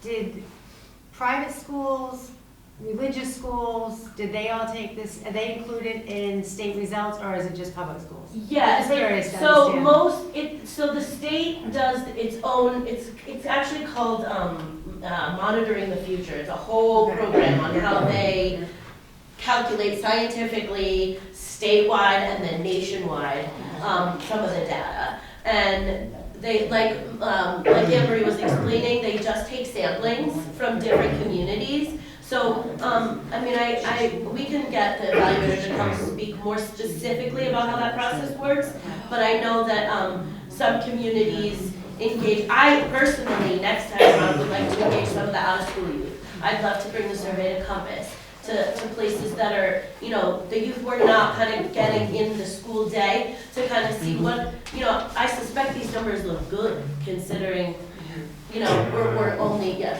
And No, please. I just wanted to add that many communities, some communities don't do it, and in the last few years, we've worked with a few communities who are now starting to, like Ipswich, right, and Rockport, but there's many communities in the Commonwealth that have never done it or still don't, so it's a cost. Some communities can do it in-house, but most communities need some help with the administering and the evaluation of it. I was just trying to figure out who we're getting compared to, that's all, 'cause like We you can ask said, the you know, what are we evaluator. compared to? It's a great question. I mean, Yeah. many schools do it, but it's not. Not enough. And realistically, if you look, if you look at when I'm comparing, there is not a ton of difference.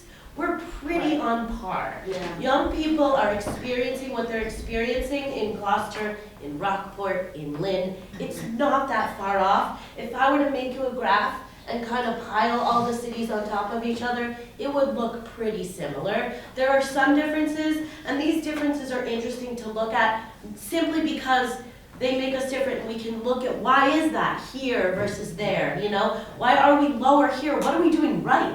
Is something I like to look at as well. So I think, you know, comparing isn't so much like our kids are this versus their kids are that. It's just more about what makes us different, what makes us stand out, and what we can do to make more influential change, I guess. Thank you. Sure. Physical activity, condom use is down. It's down a little bit. It's down nationwide. We did a lot of funding of sexual health. Because they're not having sex, that's why. Okay, next. So that, you know, we know right now we're pouring a lot of funding into substance misuse.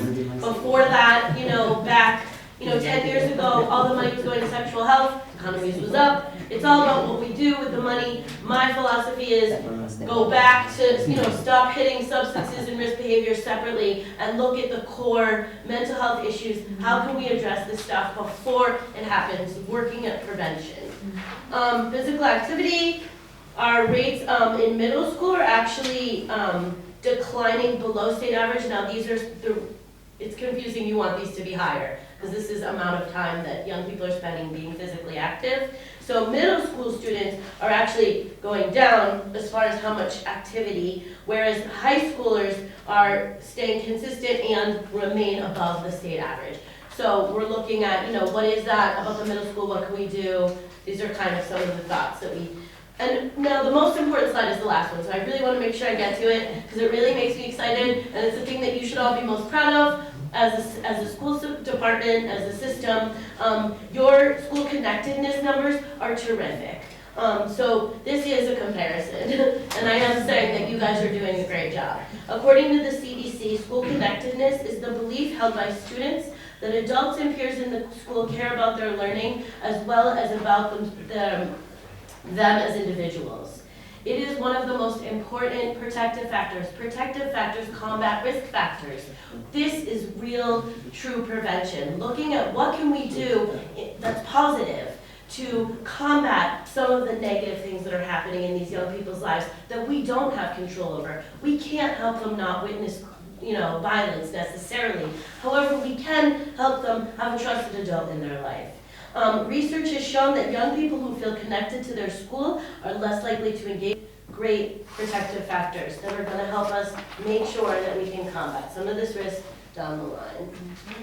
And that's it. I have some cards here if anyone's interested in emailing me, asking me any questions. I'm happy to take questions. I know you guys have a full agenda, whatever you need. Joel?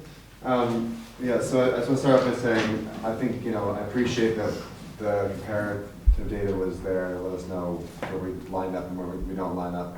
Can you go back to the self-harm slide? Sure can. Well, Dr. Sapphire. Okay. From the beginning? So we have self-harm, we have the numbers in, so Right, middle. so I'm curious, what was the do you know what the definition was for someone answering the question of attempted suicide? So it says it right here. Self-harm is respondents were asked during the past 12 months, how many times did you hurt or injure yourself on purpose? For example, by cutting, burning, or bruising yourself on purpose. What I'm saying is, I'm looking specifically, it's one thing to have suicidal ideations, it's more severe to have a specific plan, but this attempted suicide means you had a plan and you enacted some or all of it, and this attempted means without success. And so 3%, if there's 800 kids in the high school, that's 24 children in the high school got that far, they had a plan and actually put it into action. Yeah. I wanted to just, make sure that this was. 3 looks low, but it's high, is what you're saying. That's, It's that's, God, 3% of each class, it's 6 kids per grade level. Yep. Is. Quick math. You're actually below the state average again for some regional schools, that one. Yup, Massachusetts for high school is at 5% and middle school is for 4%. You guys are 2 and 3, so. Yeah, again, this isn't a compare, I really wanted to make sure I understood that. Yes, correct. In You're GHS correct. right now, there are 24 Yes. students walking around who Yes. have Correct, gone through with an attempt. exactly. Can we also just reiterate that on a hopeful side, that is the great thing, having this data, the health teachers, Rose is right behind me, I think. Cindy Junker, the fact that we're doing the ESPER, which is a more specific tool that we're utilizing in the nurse's offices to find out, young people who are experiencing depression and other pieces, so that we can identify with more specificity students who are struggling. Our adjustment counselors at the middle and the high school who are working with young people, whether it's children with identified social emotional impairment on an IEP, or just children young people who are struggling and reaching out. I just wanted to mention, James, the new PACE program for those kids. It's PACE, right?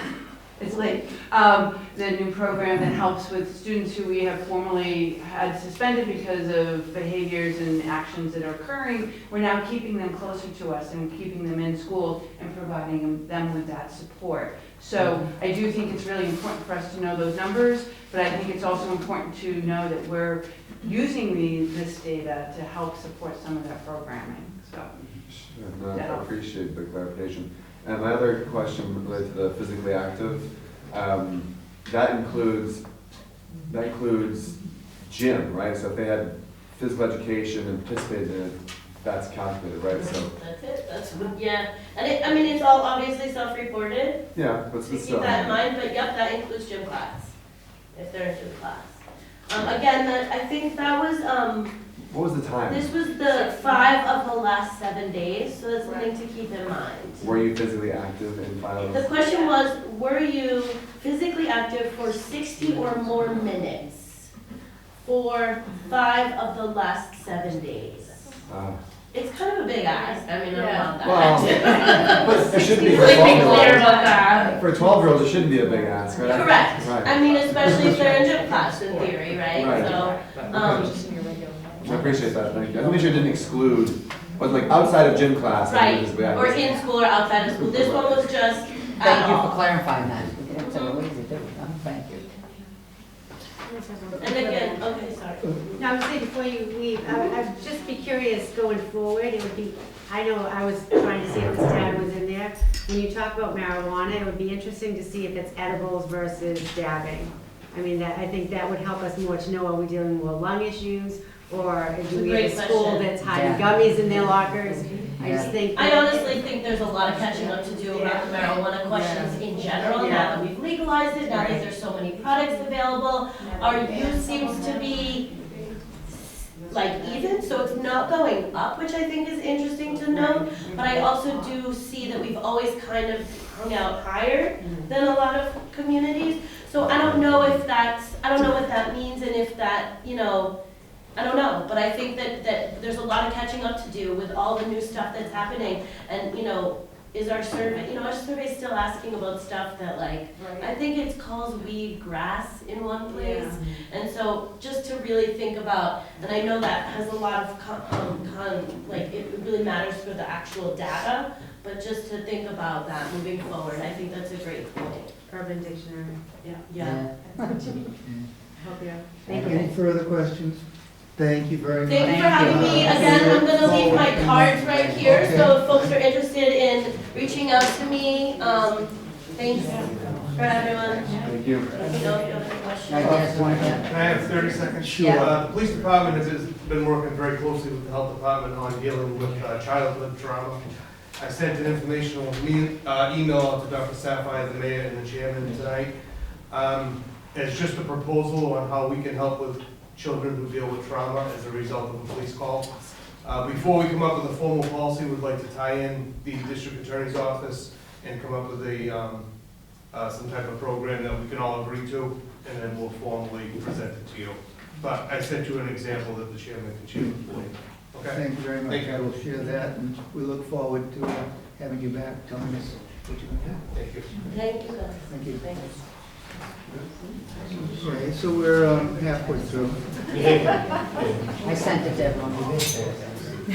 Good. Thank you. Let's go back to school day. 1/3. What are our priorities? We've got to get all of these approved. Greg, you're up. All right. Elementary school data. Promise, way in advance, I thought I would keep it short, and I'm glad tonight, given the agenda, that it is short. Let's see, let me just make sure I connect here. You may have to try it twice. I have to try it twice. Sure.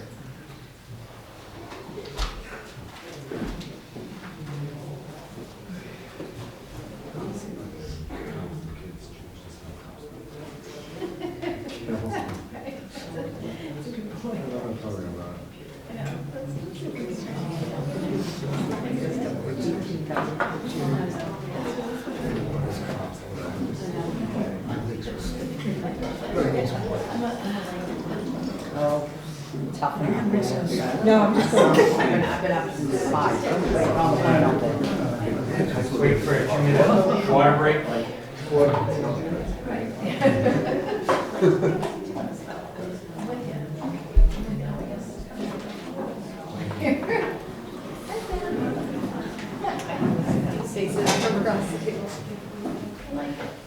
Everyone's on the mend now?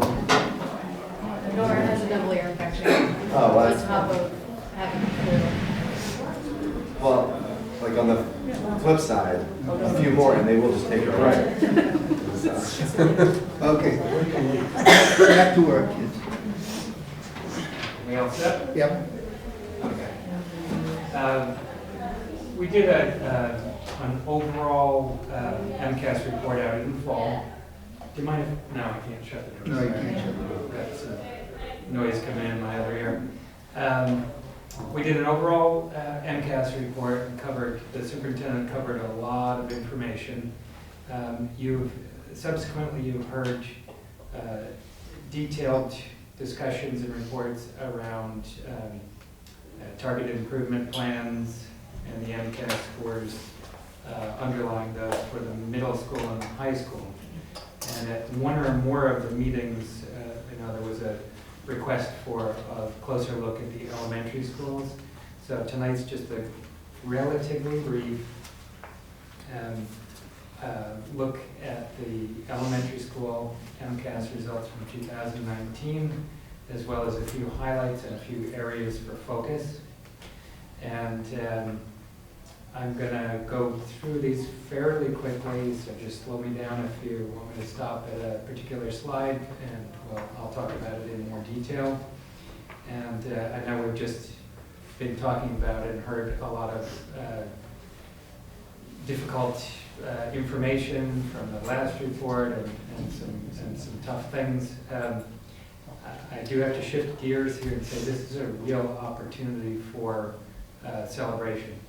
And especially when we get to some of the later slides, I've got some pretty neat slides that show trends over the last 5 or 6 years.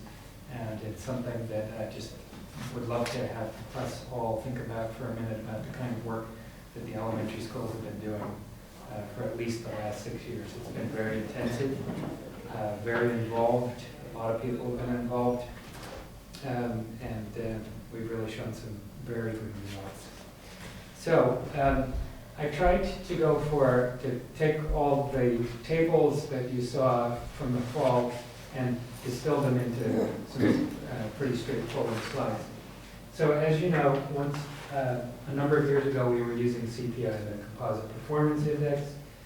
The reporting out has switched to a scaled score report out. So we only have 3 years of data from old to new MCAS. So we've been using new MCAS for 3 years. That's why we don't have far back. We do have accountability data that goes back 5 or 6 years, which is I'll show you a little bit later. But for now, we're just looking at 3 years worth of scaled score information. And in many of these slides, the district is in blue, and the state average is in orange. And what you can see, and I'm starting with grade 3, is that at grade 3, we had a little dip of last year in English language arts, and then an improvement above where we were 3 years ago to above the state average. We had some lofty goals, but one of the things that we set out to do 6 years ago was to make sure that we were on the state average and move from there. And as I go through the slides, you'll see that in nearly every case we are at or above the state average. I'm going to talk about this a little bit. We also, had a request in the fall from one school committee member who asked, didn't we used to get to see some of those breakdowns of how students fell in their achievement levels?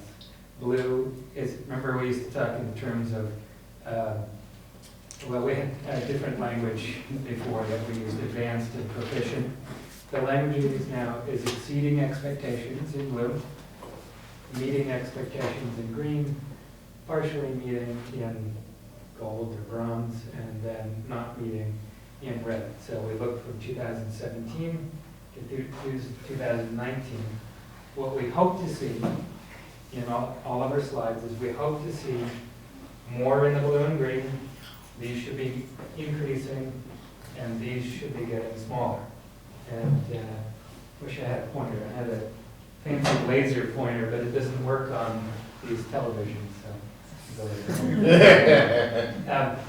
I'm not stepping in front of the screen every time. We should see these getting bigger, and the combined green and blue is what we typically talk about, with meeting and exceeding. And so right here we have 50% 3 years ago, and this is now up to 56% in the blue and the green. So again, these are advanced, and then this is not meeting. And we didn't have 7% was higher, but at least we've moved most of the students, more of the students into the meeting and exceeding. Again, so that's third grade ELA, which used to be mostly reading and now involves a fair amount of writing as well. Our math, which I will come back to, we've got a lot of data points here. Grade 3 math is the one area where we saw a decline.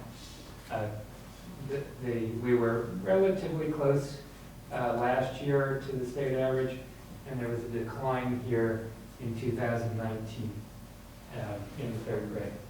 If we take a closer look at the detail from a number of years ago, from 2 years ago, we declined in the advanced and had an increase in the not meeting expectations. I am going to come back specifically to grade 3 math, but if you have a question at the moment, I can answer it. Otherwise, when we get to some of the more detail, I can address those, and then maybe we can talk about that. Grade 4, we had a really great year last year. The overall trend, however, is still going up, and in 2019, grade 4 language arts was above the state average. Close, but above. And the breakdown here again, what we hope to see is more students in the advanced and, I gotta shake that old terminology, meets and exceeds. Grade 4 math, again, we have a subtle but upward trend between these two. Again, a strong year last year, but we end up pretty much right on the state average for grade 4. And our breakdown, again, is a general increase in the number of students in meeting and exceeding since the last 2 years. Grade 5 is where things really take off. That's a beautiful slope.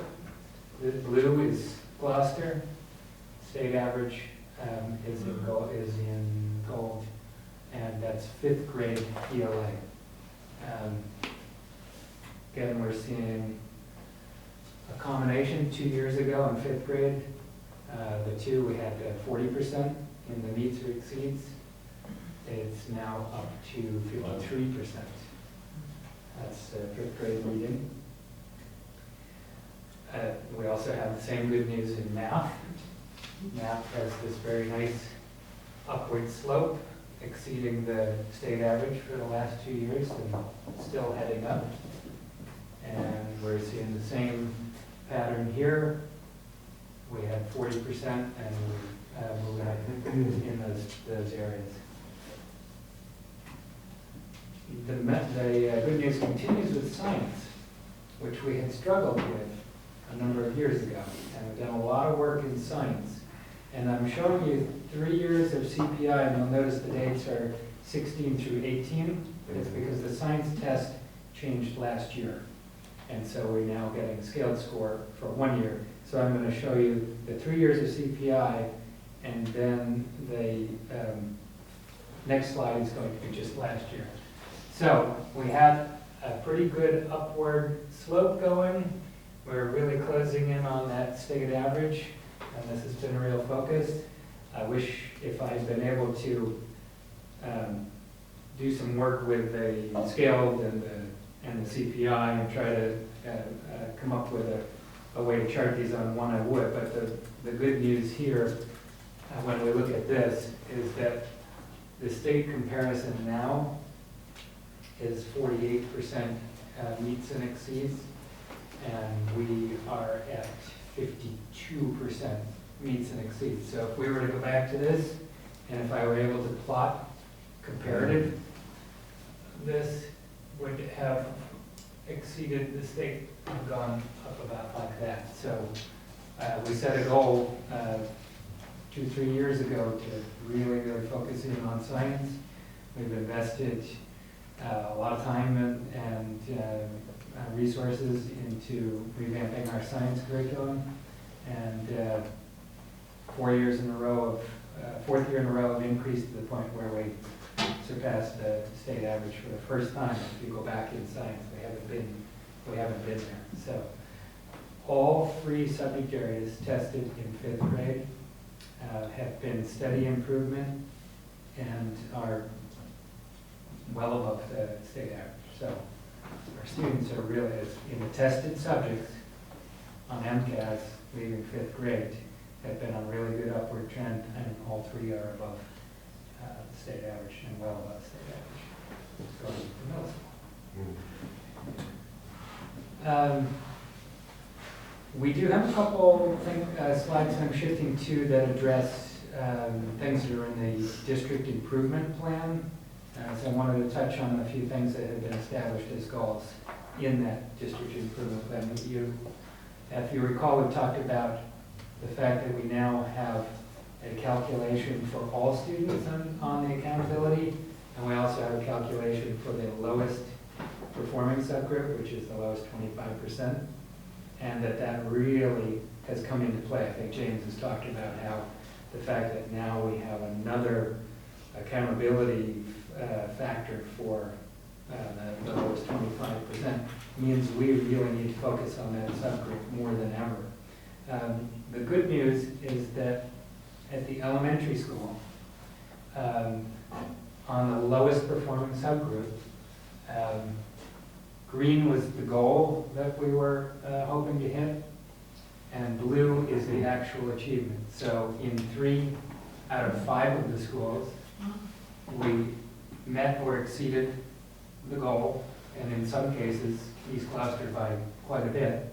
And one school, West Parish, that didn't meet is very close, and began to have a little bit of different. Excuse me? Vets didn't meet. West Parish exceeded. Sorry, you're absolutely right. Sorry, Veterans was close, but didn't quite meet their goal, and BMO was a little bit low. The picture of Beeman is going to come a little bit later, and it's a very good one. But in this particular 1 year focus on lowest performing subgroup, it was a little bit challenging. Okay, can I ask you a question? Yeah. Too, about scale. So let's look at Beeman. It looks like Beeman is about 482.5 for the sake of argument, and the goal was something like 485. So as a percent of meeting the goal, it might have been good to see this as a percent of achieving the goal, because I don't know how that, the graph looks like there's a bigger gap. Then I'm not sure if you did it on a percent, it would show as big as, Yeah. right? Yeah. Okay, so takeaway here is 3 out of 5 of them met or exceeded their goals. Yeah. And the others are pretty close. Yeah, and the others are pretty close. The lowest performing subgroup in math, we have 4 out of 5 of the schools met those goals. And West Parish, which did not meet, was very close. So the principals really did quite a bit of focus on and work on the lowest performing subgroup at the elementary schools. And now 4 out of 5 of them met or exceeded, and 3 out of 5 at the elementary schools. Student growth percentiles were another area in the district improvement plan. And this one I have to remind you that not too many years ago, we were given a target of 40 to 60% growth. And I need to stop here, particularly for members who are new to this. Student growth percentiles. Let me give you a real world example. Let's say we've looked at scale scores around 486, take something like that. What happens with a student growth percentile, if I'm in 4th grade or 3rd grade, and I take the test, and I score a 486, the student growth percentile is then measured at the next testing point. And the 486 is used as a baseline. And I only get compared to the 1,146 other students in the state who scored a 486. The previous year. The previous year. So my cohort becomes everybody in 4th grade who scored a 486. The nice thing about this piece of data is that it looks at what some people might call the change over the year, the value added for the intersection of curriculum and instruction at that grade level for all like students who scored the same amount. So if a student in one district we're not talking about a large group of high-performing students compared to another district or school that started out at a different place. We're looking at all students, no matter where they sit, scoring at a 486 and how they grow. So it gives us a different, pretty realistic view of what would be expected growth for a student in 4th grade who scored this way the last year. 50th percentile would mean I'm right in there. In my classroom at Beeman Elementary School in 4th grade, I grew at the median level of every other student who scored the same way I did the year before. And that is now our target, is to be at the 50th percentile. Before we were advised that 40 to 60 was a good range. Now we have to be above 50. So the good news here is that in this chart, 50th percentile, anything above 50 is considered high typical growth. Okay? So we have, and this is ELA and math. Math is in blue, ELA is in green. So if we take a look at ELA, we have 3 schools that are in the high typical growth, and 2 of them that are considered exceeding high typical. That's it's very high. So we have 2 schools who in ELA are compared to the peers all across the state. We're scoring in the exceeding the high range, and then we have very close, 40, this is about 46, and this one is in the 40s as well. In math, it's even stronger. We have 1, 2, 3, 4 that are in the high typical growth rate, and 1 that is about 44%. And a few years ago, 40 to 60, we would have been considered that's fine. That's absolutely fine being in that range. The really great news is that among all of our elementary schools, 4 out of 5 are in high typical or exceeding high, and that's a great result. Notable areas of achievement. I have to talk about Beeman School for a minute, if you don't mind. Beeman School's accountability percentile And the accountability percentile, you take all the numbers that state calculates into this number, and then the accountability percentile is the rank in state. So of all schools that serve this grade level, Beaman School is ranked at 46 out of 100. Okay? I just have to show you a graph here. 2014, they were in the 9th percentile in the state, and have gone at every data point where 2017, no schools received accountability percentiles once they shifted to the new test. But at every data point in 2014, coming from level 3 at the 9th percentile up to the 46th percentile, it's incredible. It's really great work. I also should say that at the same time that they've gone from the 9th to the 46th percentile, their demographics have changed as well.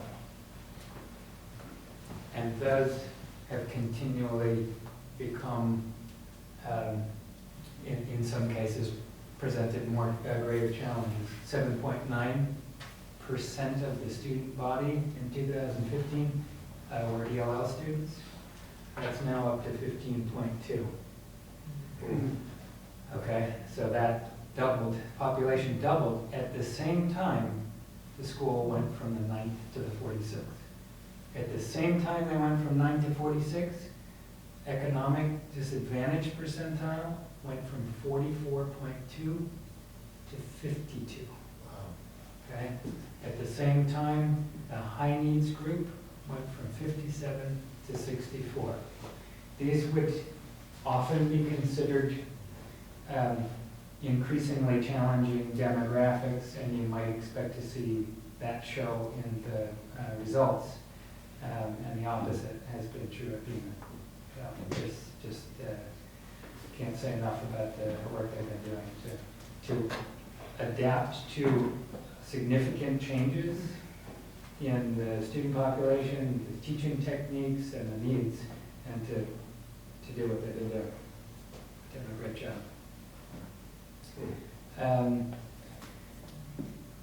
And while I'm on Beaman, I did talk with the principal, and I said, is there anything you'd like me to pass on? Because I have a feeling that more than a few of the school committee members will say, well, we would like to know what does the principal attribute to the continued growth.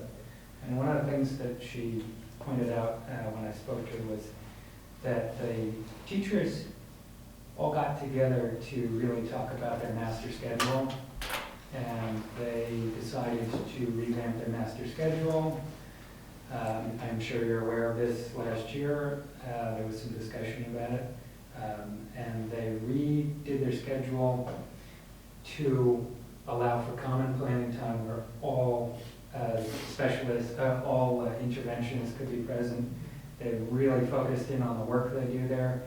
At that time, it's very rigorous. It's very focused on student improvement. And she feels that that's been a real plus.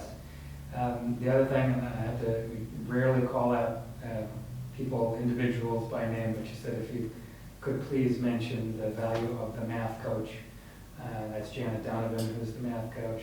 She has been extraordinary. She's provided embedded professional development, over-the-shoulder coaching, but she pretty much every staff meeting, the staff meetings in my day were nuts and bolts, and don't forget to submit this form and that form and that kind of stuff. That's not what they're doing. They are actually, in their staff meetings, they are devoting it to professional development and professional learning in the afternoons, and Janet's been leading a lot of those. So those are two of the things that she said have been quite helpful. Other notable areas, East Gloucester School, 47% reduction in chronic absenteeism. If you remember from Principal Cook's discussion, chronic absenteeism is now one of those categories where we get accountability points. We get 0 to 4 points that can be earned in a category. And our chronic absenteeism is a problem in the district and certainly in the high school. Several principals made chronic absenteeism a personal goal. East Gloucester School was one of those. I talked to the principal who said, "Oh, I'm so glad to have you call," because it was a principal's goal, but it also was a shared goal. The adjustment counselor and the school psychologist, the three of them worked together. It was a combination of community outreach, close monitoring, counseling, helping families get resources, a lot of awareness, a little bit of incentive with a board in the hallway that gives it some kind of incentive to a classroom that maintains the highest attendance rate. There was quite a reduction in chronic absenteeism at East Gloucester. I wasn't able to get through to the West Parish principal, but this one was a real standout. In this subgroup, 47% reduction school-wide for East Gloucester. But in the lowest performing subgroup we were talking about a little bit earlier, West Parish had no students who were chronically absent. I want to let you know that the definition of chronic absenteeism is 10% days missed. 18 days is a lot of time to miss from school. You miss one day, you spend a couple days getting caught up. So one day in a week can have a huge impact. One day every 2 weeks can have a huge impact. To miss 18 days throughout the year is really, really disruptive. It's at a level where there's quite a bit of research out there about connection between missing 12 or more days in a school year and having a significant impact on achievement levels for students. And missing 18 is definitely within that range. And we have a lot of students who miss a lot of school. So these are two good highlights where, and I do know that West Parish had this as a focus as well. Grade 5 notable area, I showed you before, all tested subjects continue to improve, all above state average. Scaled scores, just to summarize the charts that I showed you, 7 out of 10 grade and subjects met or exceeded 2019 targets. Growth percentiles, 7 out of 10 grades and subjects were either high typical or exceeding typical.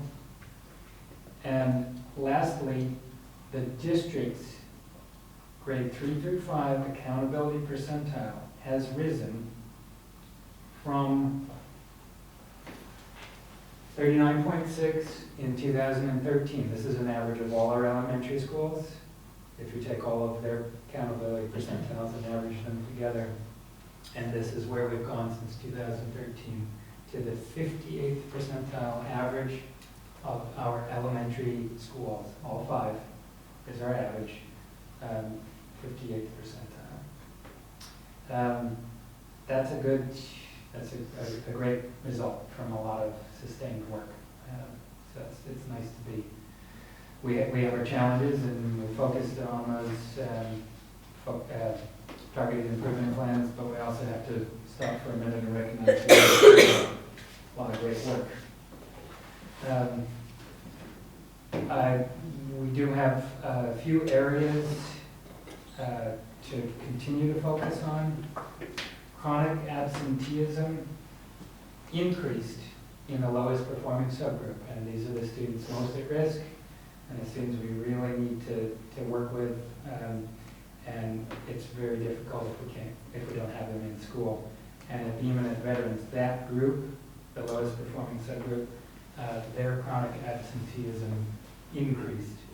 Veterans went from 10 to 20% of the students in that group, and Beeman up to 16%.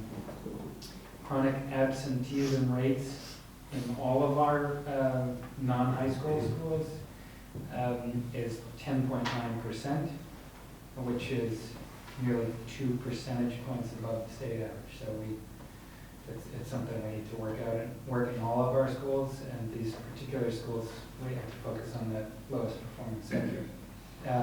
There are lessons to be learned.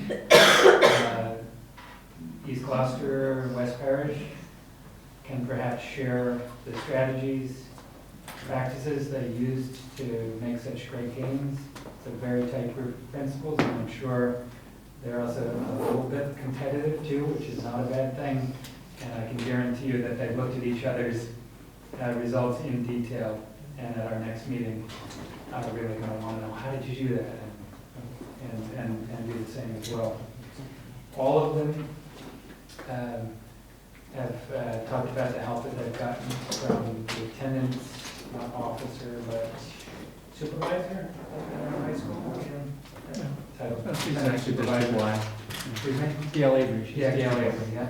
They've all schools have said really great things about her work and the partnership they have with her. Another area, Veterans School, after a couple of years of improvements last year, hopefully it's a 1 year decline from the 24th percentile in the state to the 18th. So that is a school that we're going to need to watch carefully and redouble efforts. And grade 3 math performance, which I led off with, certainly an area. Geometry, if you dig in on state reports, geometry jumps out at grade 3 as an area, but I will caution you that geometry, though it is a low area, and we are taking a closer look at it, only had, I believe, 2 questions, maybe 3 questions. So there's this very small sample size of questions, but it is something we will take a closer look at. Data and measurement is a larger number of questions, and it's pretty substantial. And in talking with the math coaches and getting their feedback and their close analysis, they reviewed the actual questions, the kinds of questions that were being asked, and they suspected that the pacing of our math program wasn't getting quite to some of the things that are being asked on the test by the time the test is given in the year. So by late April, early May, and so they did review all the pacing and realized that a number of the questions fell in things that were taught in May and early June. So they revised the pacing guides, and hopefully we'll see this year. It's hard because you got to get everything in before the test, but it's clear that these types of questions are coming back each time on the test and are falling right around or just before it's taught. So that one was a fairly obvious one to look at more closely, and hopefully they've made some adjustments there. And that would mostly affect the one area where we had a dip on MCAS was grade 3. Those are the highlights and areas for some further work. Are there questions that I can go into? Just in looking at the, where the third graders are and the fifth graders, there's so many great improvements in fifth grade. What's happening differently in third and fourth that is not reflecting the same improvement? Or is it, we don't know? I would say that it's a complex kind of problem, and fifth grade would say that their ability to score well is often a cumulative kind of thing, and they couldn't do what they do without having foundation built to 3/4. So I can't go so far as to say there are things that are just not happening at the third, fourth grade that are happening at the fifth. Sometimes it's about building the appropriate foundation. The scores that they have in fifth grade, and the fact that until this year in third grade, and only in math where we are below the state average, it's hard to say that there's tremendous weaknesses anywhere. I did point out the one particular area that is tested that has substantial amounts of data and measurement. The math teams and the math coaches made some adjustments, and we'll be focusing in on those again. And lastly, to be quite honest, their we have to look closely to make sure that the math program, which there are some real strengths in some schools at third grade, we have to make sure that the math program is being followed with fidelity in every classroom. And that's an area that we're going to have to take a closer look at. Because the scores I've shown you are composite of all elementary schools. We do have some schools where in third grade math they are up here. So we have to look at, is it the instructional practice? Is it in uneven utilization of the curriculum? Because we do know in a couple of those areas where it's extremely strong at third grade, it's the math curriculum is followed precisely. So we at least have a good guide, and we have a lot of teachers who are working on that team to make sure that things are done similarly across the district. Thank you. Any other questions? Thank you very much. I just want to make a comment Oh. that those two slides on Beaman just brought joy to me about the effort that is happening at that school. I just know there's just some real smart work going on, really hard work, and as we've seen year to year, and that's why I wanted a more detailed look, because we want to be able to celebrate the fruits of all that over years. As you say, everything's kind of cumulative, and it continues just to keep getting better and better. So I wish there was a way to have, 3 simple ways of communicating that great stuff to the community, because telling them composite index without some glossary, I'm not sure people would get it, but this is just, a graph that says 1,000 words. Yeah. And just note that the Beaman got to the 46th percentile. 3 of our elementary schools are in the 70s. So we're doing well. Really well. Thank you. Anything else? Okay. The school committee annual calendar that was included in the packet was blank. I had Stephanie send out the calendar this afternoon, but there's nothing pressing about that, so I'm going to table that discussion till whenever we can talk about it, and that we end it till midnight. The location of school committee meetings, I don't know, did everybody get the information? I have hard copies here.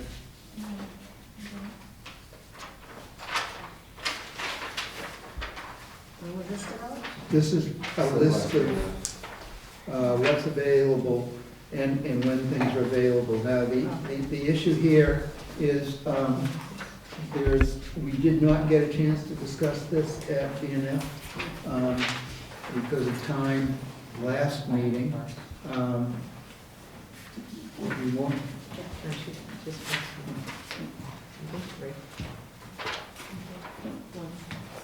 Okay, and so once again, because of time, and because some people are just seeing this for the first time, and we don't have any recommendation out of BNF, I'd like to table this. We can pick it up again if we're out of here before 11 o'clock. We're going to be out of here before 11 o'clock. Superintendent's report. Oh, way to go. Can we have a suggestion? If anyone has, instead of having him present the whole thing, can you just ask questions you might have about the report, and just sit here and have him present the whole thing? Again, give them the time constraints for tonight's meeting. Okay, there is one issue that is also later on that he's going to address in the superintendent's report, which is the conditions that the state has laid out about the Student Opportunity Act. I think we need to look at, because we're going to have to take some action on that. There's actually committees that have got to be formed and things that have got to be done by April. So I think that part of this report we're going to have to, we just need it to disappear. His computer's about to die, and so he went to get the adapter to plug in. We're all suffering from this long meeting. I also think that the first one on O'Malley is worth him talking about for the sake of the people that are watching at home that probably don't have his report to read carefully. But The report should be available on the website, right? just to be clear, the I just things think the top that we warrants- really have got to get done tonight that are still in front of us are all of the action items coming out of the personal subcommittee about the superintendent search, because there's a real time constraint on that, and we need to get these things approved so that MASC can start working on it. So, How about we just have him expand his next superintendent report to add the things that we can't get to tonight? Just add what he doesn't. yeah. Well, like I say, I think I know we need to look at the issue. The letter that came from the. Yeah, and he's got some information Yeah. from the Massachusetts Association of School Superintendents. I could have let him use mine, I have a charge in my day. Does that think might be enough to would be enough for it? Wait. Yeah, let's do BNF while we're waiting. Sure.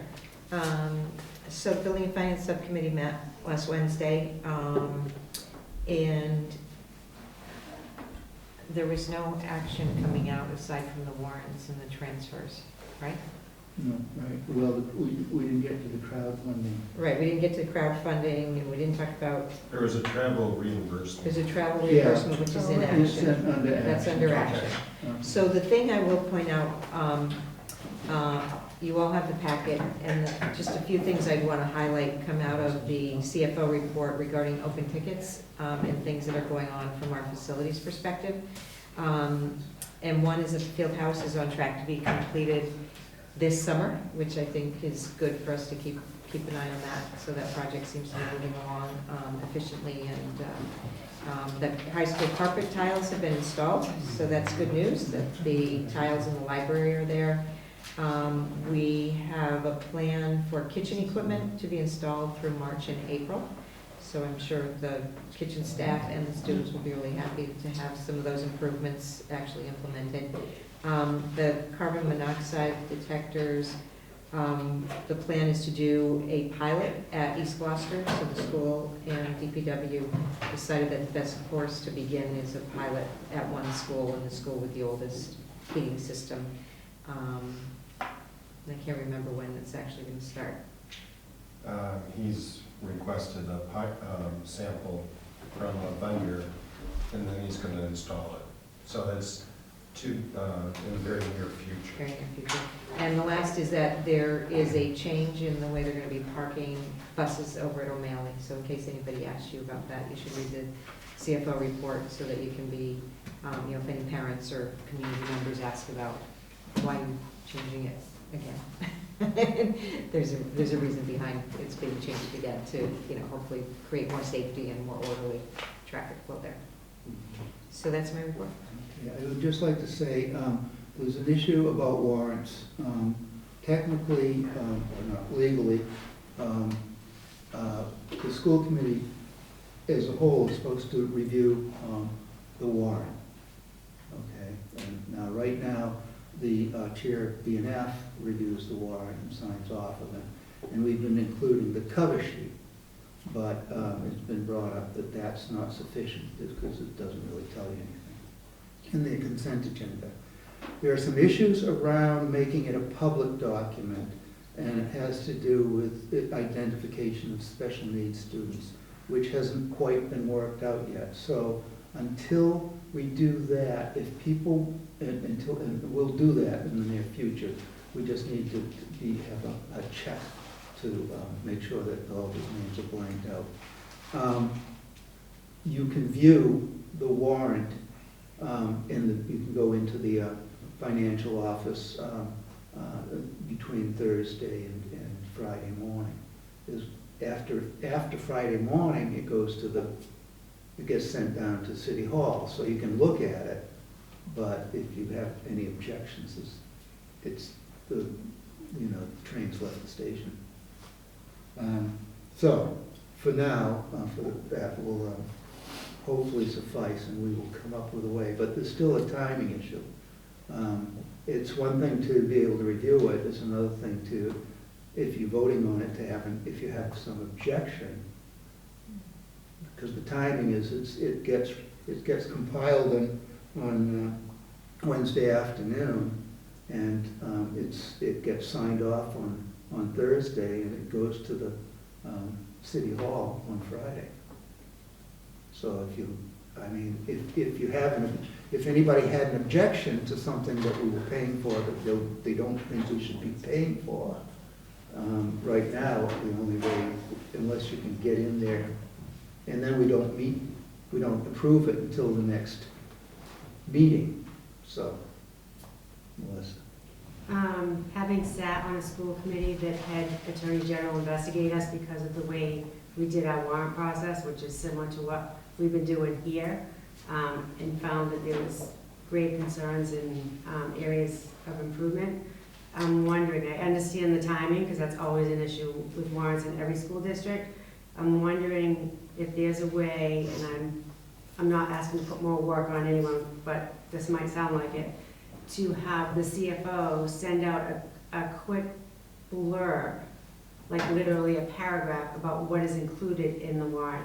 Like for instance, when I was at the tech, everyone on the school committee had to sign the warrant. So what we would do is have a book get passed around for signatures, but at the top there was literally one paragraph that would say, $500,000 of this is payroll, or 300,000 is sped, not necessarily giving the detail of it, but from a high level of what the expenses were spent on. And that way, if there was something, and then also if there was something different about the warrant that might cause a question, that would be highlighted. For instance, this is the month that we paid $100,000 for furniture or something. But literally a short blurb, I don't know if that's a solution that can be sent out the day the warrant is signed. And that way, if there is a concern, someone can notify the chair. And I don't know even how we would rectify it, but there has to be a way. Because if there is an objection, technically nobody should be signing off on behalf of the committee. So how do we fix that? Well, I was just going to. So Gary and I talked about kind of the history of when I used to be chair of BNF and what came forward to us. And then somehow, so there used to be kind of what you're talking about. There used to be a kind of a cover sheet to the warrant that wasn't this simple cover sheet. It actually had the breakdown of like health insurance and supplies, and there were different categories. I don't know, maybe we could go dig through the files and just look at what the example was, but it was what you're looking for is kind of a summary of what type of expenses make up the $1.5 million or make up the $3 million. Payroll does not go through the warrant. Obviously reimbursements do, and so we talked about what's the easiest way to do it, because I remember when it changed to that other farm and Tony was the chair, I thought it was not that, it wasn't informative, it was just the amount of money that was going out.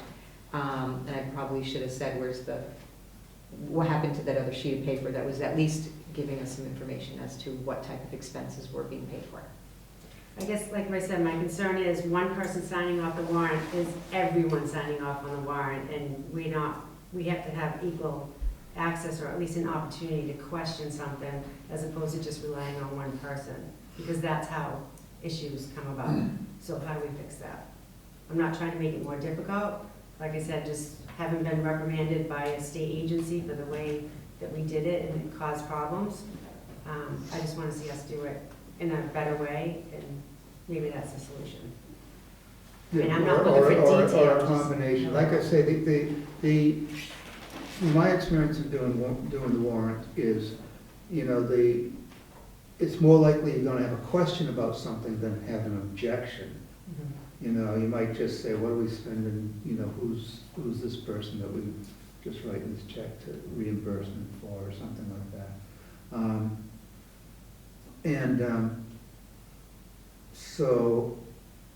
But like I say, as far as having an objection, there's a very short window of being able to do anything about it. We'd have to count on chair of the BNF to pull anything that she thinks is questionable. Of which I do, Yeah. which I have done, you know, probably once every few But- months, there's something that gets pulled. But the result, if we had a problem with something, you just pull that one item from the warrant. So that You know, and just pull it out, say, we're not gonna pay this week, we got it without review. I mean, like there are so many school districts in the Commonwealth, and MASC, there's gotta be an answer. We're not to figure this out, but someone's figured this out, Yeah, right? right. Don't, like, can't, well, MASC say, here's how you deal with warrants, or here's best practice for dealing with warrants, we just review it and point that out. Well, to move on, let's just, for the moment, if you wanna see the warrant, go, knock on Gary's door on Thursday and, or first thing Friday morning, and you can review it. And at the next meeting, we will have a plan of how to distribute it and get it out to people better, okay? And if this just helps, just a quick note, is when the other committee that I did it on, the CFO, and we had a treasurer then, because we had to, because we were regional, just gave a quick report and said, does anyone have questions? And we were able to ask, and it was that simple, too. So I don't know if that's something that can be included in your plan. Okay. Superintendent's report. Are you ready? Are you charged up? I'm highly energized. Okay, we are going to put some shackles on you and in the idea of expediency. Could you just I can. talk about I will. item 1 and item 4? Sure. Item 1, the O'Malley School was visited by Schoolworks. They are the folks that are sanctioned by the Department of Ed to come in and do a turnaround site visit. The summary of the preliminary findings was described this morning. Very, very positive, very good meeting. There's a lot of work that needs to be done, but the work between the Schoolworks and the instructional leadership team was extremely positive. They outlined what they observed, what the concerns were. They then asked the group, which is composed of about a dozen or so teachers and administrators, to sort of identify priorities amongst the various elements that were presented by the consultants. Once they established those particular priorities, they did what's called a root cause analysis, which is, it's like a kid playing 20 questions, why, and then you ask why, and then you ask why. And then only a very, very beginning portion where they began to talk about, well, what would this look like if it actually worked the way we want it to work? And what additional resources or what do we have in place now which would help to facilitate this particular goal and this particular challenge? They're meeting again tomorrow afternoon. Department of Ed representatives from the statewide system of supports was there as well. And they will be just really going over that information again, but preparing their communication for a faculty meeting coming up next Tuesday. The Department of Ed representatives have been meeting with members of the ILT, instructional leadership team, or with Lynn, the principal, on almost a weekly basis, and that will continue up through the completion of the plan itself, which, as we said before, is anticipated for in and around June 1st. Item number 4 is just an update. It's in your packet, the Student Opportunity Act. There is a meeting tomorrow, the midwinter conference conducted by the Mass Association of School Superintendents.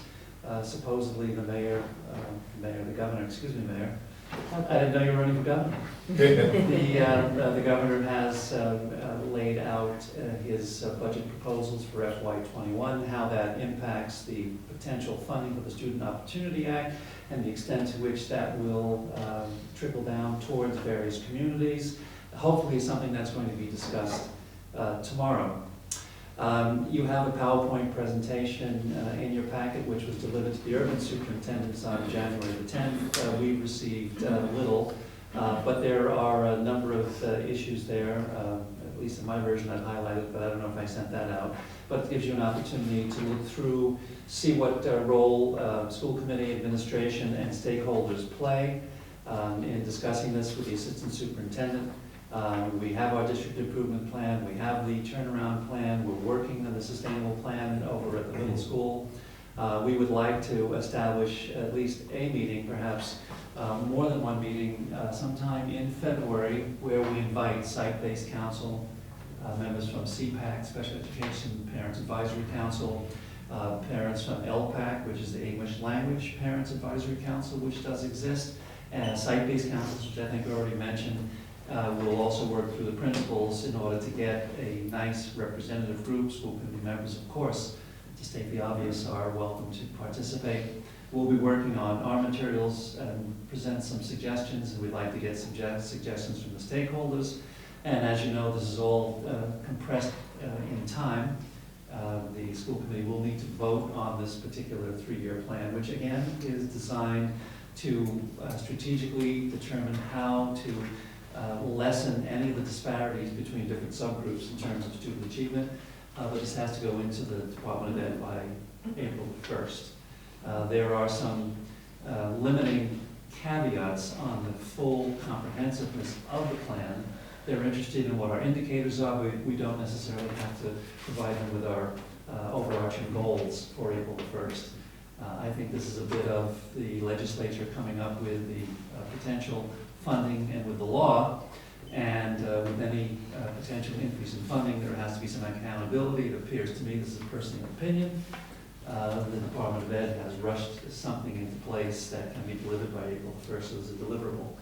Over time, they will be using, we will be establishing goals based upon our 2019-2020 test results, and then they will be extrapolating out from that in the future to help us determine what our goals are for each of the subgroups in each of the particular areas of note. So we'll have a little bit more information for you, hopefully some specific information on the funding expectations, as well as the template that the Department of Ed is going to be providing, as well as the information and materials we'll be putting together, and a date or possibly 2 dates for stakeholder conferencing to come together and help us craft this 3-year strategic plan. Any questions of the superintendent? We have a motion to accept the superintendent's amended report. So moved. Second. All in favor, say aye. Aye. Thank you very much. We're going to move on to the Personnel Subcommittee report, and there's a number of action items coming out of this report, and we'll take them up as you explain. Yep. Okay, so the Personnel Subcommittee met on January 15th, and in attendance was myself, Jonathan and Kathy, but also Sam and Laura were there to listen and ask questions. Dorothy from MASC was also present and guided us through this process and these action items that are going to be presented tonight. So we talked about the overview of the process and what is starting now going forward. And I did send out a copy of my oral report on Sunday just for you to read. I don't know who got to see it, who didn't, but I'm just kind of reading from that. So starting now, the school committee will vote a timeline survey and the process and procedures at our January 22nd meeting, which is tonight, which is the work in front of us. Then we'll have focus groups to be held with suggested criteria results to the school committee by the end of February. Then the survey will be launched probably at the same time and be completed with results to the school committee also by the end of February. After that, the school committee will review the content, establish candidate criteria after February vacation, and then advertise the position. The application of the advertisement will be open for 1 month. The screening committee will meet, interview, and report to the school committee after April vacation, and the school committee will then take over the process to do site visits, interview, and hire. So that's a very high level what's going to happen after tonight. So first I'm going to talk about the screening committee. The screening committee are those that will select candidates from the applications, interview them, and make the recommendation to the full school committee for us to interview from that point forward. So the conversations we had was the personnel subcommittee with MASC discussed whether or not having school committee members on the screening committee. The school committee selects the screening committee members. So we talked about the pros and cons of having school committees members on the screening committee. The pros of having a member on is that it allows school committee members could help keep the screening committee focused on the task at hand. The school committee could guide the process if it gets off course, And also, if there's a local constituent group, someone that kind of wants to take over the process, the school committee is there in the room and can steer the process in the right direction. The cons to having a school committee member on the group is some school committee members, because it wouldn't be all of us, would have more of a voice in the process over the rest of the committee. The pros to not having a school committee member on the screening committee, it shows that we trust the community, that we vetted the people, the subgroups that will come forward to make those decisions, so it's a level of trust that we'll obtain knowing the community is involved as a whole. And politically, it shows that we're kind of taking a step back, letting the process happen with all the community input, and then us making the decisions after they've already made their decisions on what to come forward. The con to not having a school committee member on the screening committee is that we aren't going to be present to assure that the process is what we expected. However, with that being said, Dorothy from MASC or another representative will be at every meeting and every interview process, and she is there on behalf of us, because she's our consultant, or an MASC representative, to guide the direction of the screening committee if it does get off task a little bit. So we do have someone in the room if there are concerns about the way the process is going. And she'll be able to give feedback to the school committee if she does see any concerns. The school committee does have the ability to decide who the chairperson of the screening committee will be to represent the interests of the school committee, or the screening committee can select amongst themselves a chairperson, and that's a decision we don't have to make tonight, but we will have to make at some point. The process for choosing the school committee, we solicit... Want to just vote on that part of it? No, let me just talk about the possibility first. Okay. The process is we solicit, we send out a letter of interest with preset dates, because everyone on the screening committee will have to be available at all those dates. And MASC has developed that letter for us that Jonathan can review and send out on behalf of the school committee. The school committee will select the members. It was suggested that the personnel subcommittee can review and make recommendations and then bring a slate as opposed to individual members forward for us to vote and approve. The number of members should be in the low teens with representation from several groups and stakeholders. The more people on the screening committee, the harder to get the decision of all of them to commit. So after a discussion with suggestions from MASC, there was a motion to recommend to the school committee that the screening committee will not consist of school committee members, and I so move. Second. Okay, is there any discussion? Yes, I asked for someone from the city side to be. Yeah, we're gonna get to that. We're going to get to that. Yep. This is just whether we're going to have a school committee member on the screening committee. That's coming up next. That's another vote. So this is just to not have school committee members on that school screening committee. Okay, anybody? Well, you know what? You're picking people from the community, and if you don't have, in my opinion, you don't have someone from the school committee on that, do they really know what the job entails? MASC will guide them specifically and instruct them. And we will be creating the job description and instructing the screening committee what we're looking for. I think if you look at the next motion and see who we have suggested or recommended be on that screening committee, you might feel more comfortable, and I can show that to you right now if it helps you to make this decision. I'm trying to pull it up, I can't. It's actually on the agenda, I believe. So if you look at number F on the agenda, it lists the type of representation we will want on the school committee, on the screening committee. Thank you.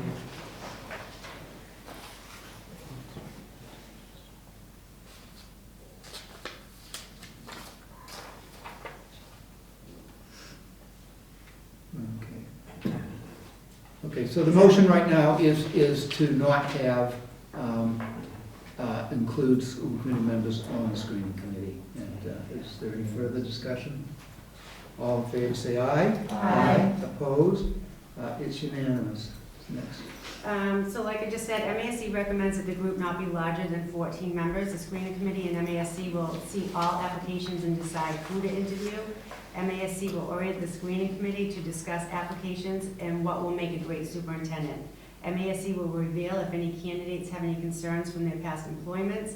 Google searches was discussed, and MASC explained that they don't often tell the backstory. In other words, what you find on Google might not necessarily be the whole story. In her experience with past searches, that candidates that do have information out and about, they will address those concerns right away in their interview. MASC recommends the screening committee should have a balance of parent community members versus educational administrative staff for representation. The makeup should consist of building and central office members with a teacher from each level. It is helpful to have special ed representative. A parent from each level should be represented. A municipal employee is valuable in addition to a nonprofit representative. Some members could have dual representation. The vocational technical department could be represented by a teacher, an advisory group member, or perhaps a community member who's in the trade. Having a student on the screening committee was discussed. It was asked if a choice out parent has ever been on a screening committee in the past searches, and MASC responded no, but that one could be considered as one of the community members. So after a very rigorous discussion about what representation should be on this screening committee, the motion was to recommend to the school committee that the screening committee consists of the following representatives: administrative representative, principal, elementary school teacher, middle school teacher, high school teacher, student support specialist, vocational technical education representative, an elementary school parent, middle school parent, high school parent, student representative, municipal representative, and 2 community members. And I so move. Second. Is there any discussion? So just to be clear, we will pick, we will put out a feeler to the community to tell people that, to submit applications, and that the school committee will pick who's on the screening committee. The order in which those were read was the order inside the motion. We've skipped 2 motions first, and then. Yeah. Well, the other motions are gonna come forward. So my question is, did anyone else, I was trying to keep along, Yeah. confirm that the motion as read actually hits all of the ones that are written? Anyone else? The agenda looks different from your list. Right. Oh, And the so- order? Yeah, so there's 14 things. okay. We have, I think 14, I was trying to take Okay. them off my head, but I don't with pen. So I can tell you that the ones that are on F are on here, it's the same 14. It's just I read them in a different order. Okay. There's no different. Yeah, I don't think there is the student, principal, administrative, elementary school. What's the one principal? Yeah, one principal. Yeah, I think it lined up, I said if anyone else is double checking, because I don't know. Wait, what are you saying that's different? No, nothing. no, nothing, I don't say anything, I was just checking Yeah. it All off. right, so I think it is the same. All right, so administrative representative. No, can I read or can you go from the agenda? Yeah, okay, so Student. the agenda is 1 student, 1 principal. Oh, check off and do those, let's see. Student, administrative, district office. Is that principal? No. No, that's an administrator. Yeah. Oh, principal, yeah. I checked up the wrong one. Elementary school teacher. Yep. Middle school teacher, high school teacher, community members 2, student support specialist. What's here? Yep. You never got municipality. Yep, hold on, I haven't got it yet. No, it's there. Oh, municipal representative, elementary, middle, high school parent, that's all of them, right? And vocational, so it's the same. And, yeah, but we said a vocational representative, or, Or a member of the advisory committee. but we also said it could be somebody In the trade. in the field. trade. Yeah, I said that in my report. No, the You motion. did, but the motion in our agenda is more specific and isn't what? It's vocational technical education representative, so that representative could be a No, it teacher. says vocational teacher That's- member. Yeah, that's what's on the. Oh, I see, my So, Just different. so I thing is think the different. motion needs to be what you What you you verbally What you said. said, that Right. was written. Yeah, as long as they're all covered. Okay. And the vocational people Catch that? are expanded. So I So what's emailed the you vote? this, I So- emailed you okay. this. I'll Have take it it to from cut her and before. paste. Okay. So it's just expanding the one on the agenda to add someone in the community that's in the trades. Okay. Okay, so that is the motion. This is just the descriptives of who we're gonna be looking for to be on the screening committee. And we have a motion and a second. Is there any discussion? All in favor, say aye. Aye. Opposed?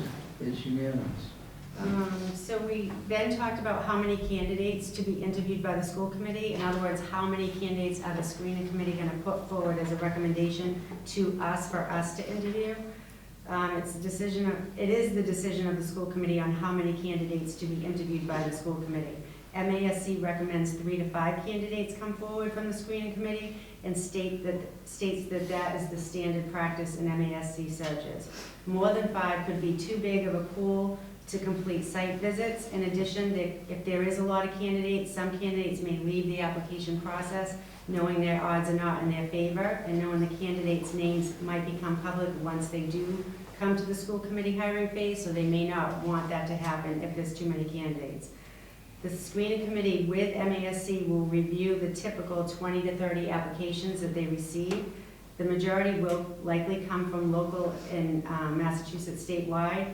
MASC does send out advertising nationally to other organizations that are comparable to MASC to recruit nationally.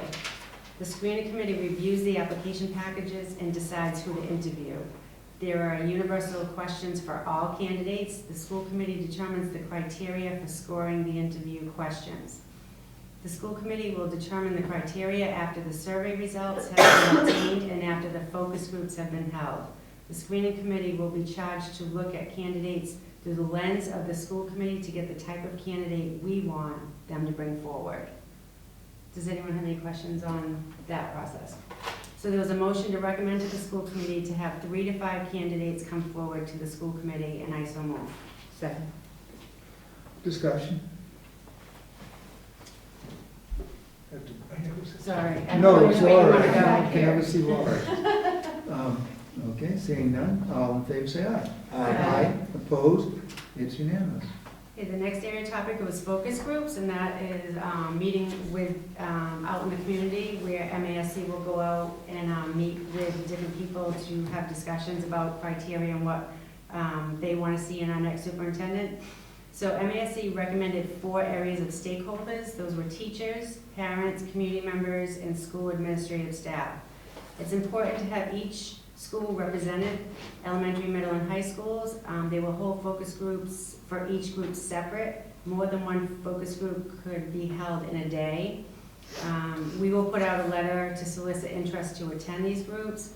And she also said with the survey being available that we should expect to see less attending groups that have in the past with MASC searches, because it appears that more people want to do the online survey. It is suggested to have 1-day meeting and 1-night meeting for parents. Teacher group meetings can be split by the school end times to include all levels. While school committee members may come, MASC strongly discourages it in order for people to feel free to talk. MASC will record all the conversations by taking lots of notes and then report back to the school committee. The school committee decides what focus groups to hold, and then MASC will arrange and conduct the focus groups. With that being said, there was a motion to recommend to the school committee to conduct the following focus groups: to have 2 teacher meetings, 2 parent meetings, 1 administrative staff meeting, 1 student meeting, 1 municipal employee meeting, and 1 community member meeting. And I so move. Second.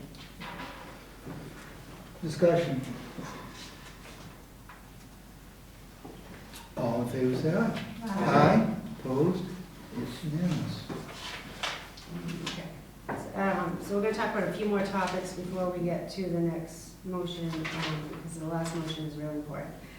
So the survey, MASC develops the survey and has provided us with samples, which you see in your packet tonight. The information on the survey covers several topics. The school committee will review the different surveys and determine how to customize it for the Gloucester search. We can add or take out what is on the samples. This work will be done at our meeting tonight. Once the school committee votes the survey, MASC will customize it, launch it, and then analyze the results for our review. We discussed what questions should be on the survey, and again, I can lead you to the samples that are in the packet. We have to determine what matrix is liked for our community out of the samples. The samples should be passed around to all members in order for school committee members to come to the January 22nd meeting with ideas, which I hope we did tonight. The school committee should tailor the survey to what is important. Do not make it difficult. Determine which questions make sense for Gloucester. Once the survey results are in, names of staff or anyone identifiable will be redacted. For example, if someone says fire this teacher and names the teacher, that information will be redacted. IP addresses are looked at by MASC, and any repeat addresses are isolated. It is expected to have several IP addresses come from the school with staff and maybe students using our school computers, and a few from the same household, like if each parent does the survey. All results will be captured and then provided to the school committee for discussion in development of the candidate criteria. And I would just add that what she said, if they do get survey results from similar IP addresses, they'll look at them to see if they're the same, because, you know, that's what they'd be looking for, is that they get multiple surveys that are all exactly the same as opposed to different ones. Yeah, so I would say there's a high level of scrutiny for the survey. We also discussed the brochure. MASC has a template for a brochure and actually has our brochure from the last search. The brochure will be developed after the school committee determines the criteria. We have to decide whether to do a paper brochure or an electronic brochure.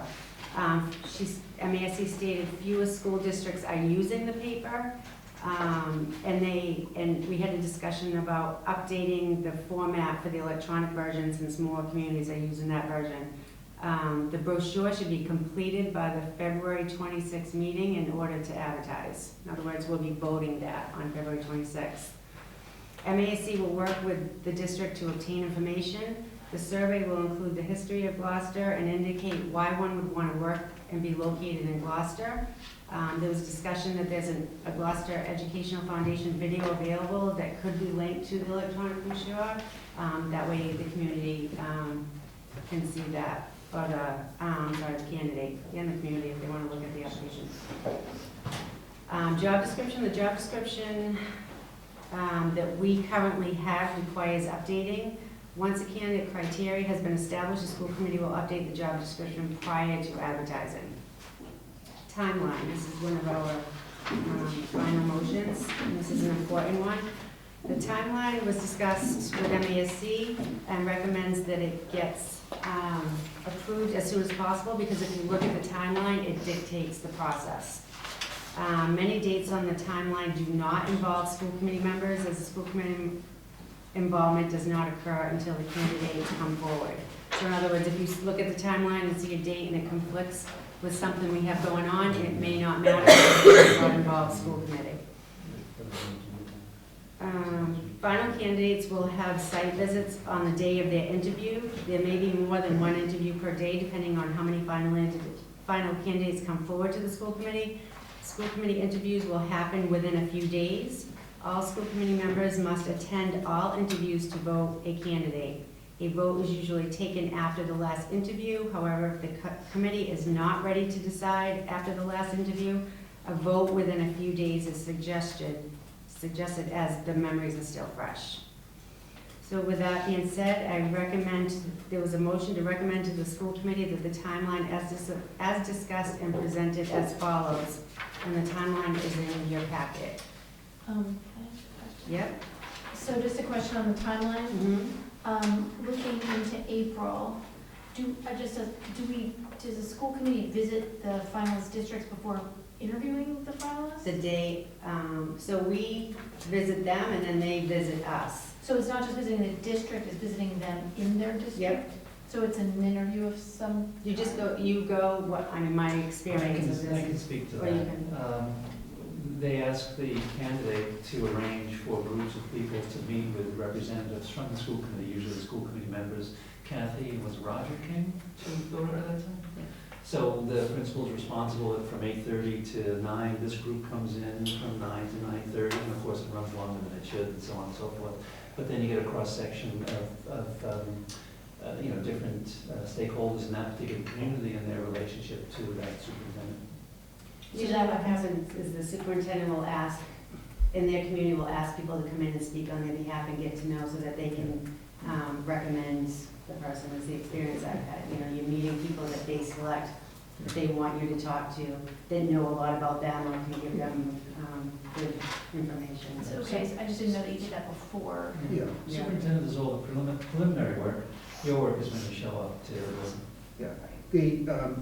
So the case would be, you might, a couple of school committee members, or depending on how far away it is and how much is involved, might go to Sudbury and, and the superintendent there would arrange for them to meet, somebody from the school committee there, somebody, a group from the elementary school, Group of parents. Yeah, group of parents, if they have something like the Education Foundation, perhaps, and then you'd spend probably a whole day doing that.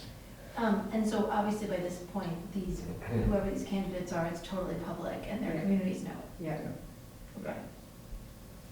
So usually what happens is the people who go to these visits will come back and report to us so that we all get a feel of what happened at that visit. We need a second for that motion. Second.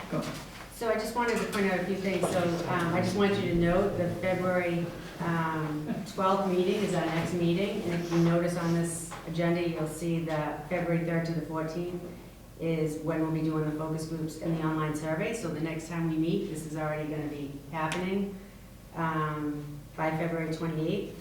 We meet February 26th. The advertising begins, so we have to have the brochure approved by then.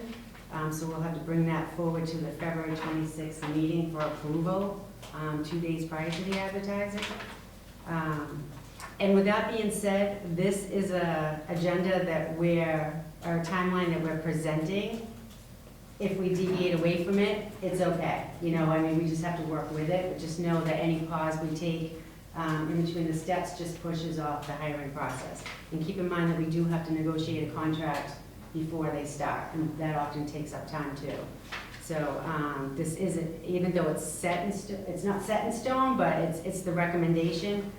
But if we fall off a little bit, it's usually going to mean like a 2-week pushback because we would be voting things in school committee meetings.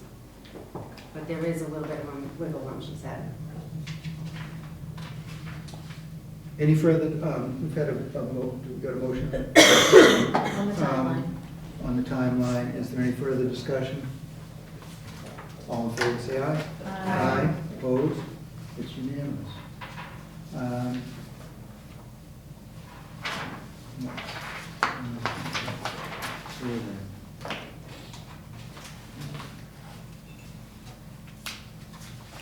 You haven't voted on the survey yet.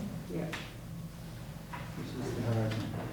I just want to make sure that everyone got the survey that I sent out last night. I was going through the survey and realized that one of the questions on Survey Monkey Style 2, on question 5, the answers weren't what they should be, so I had to reach out to Dorothy and she sent me the right answers and I emailed it out, I think it was last night.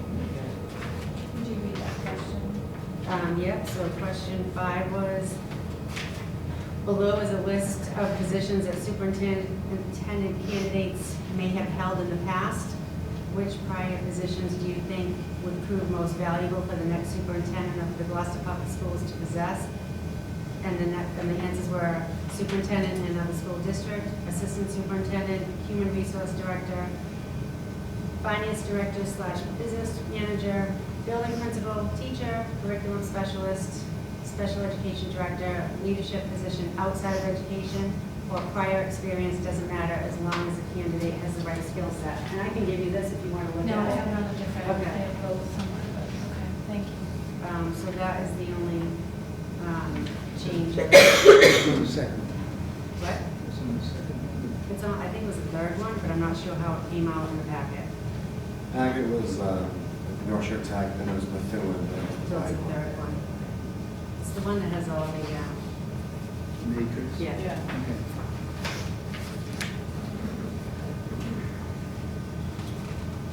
So how would you want to go about honing in on which template we're going to use for survey?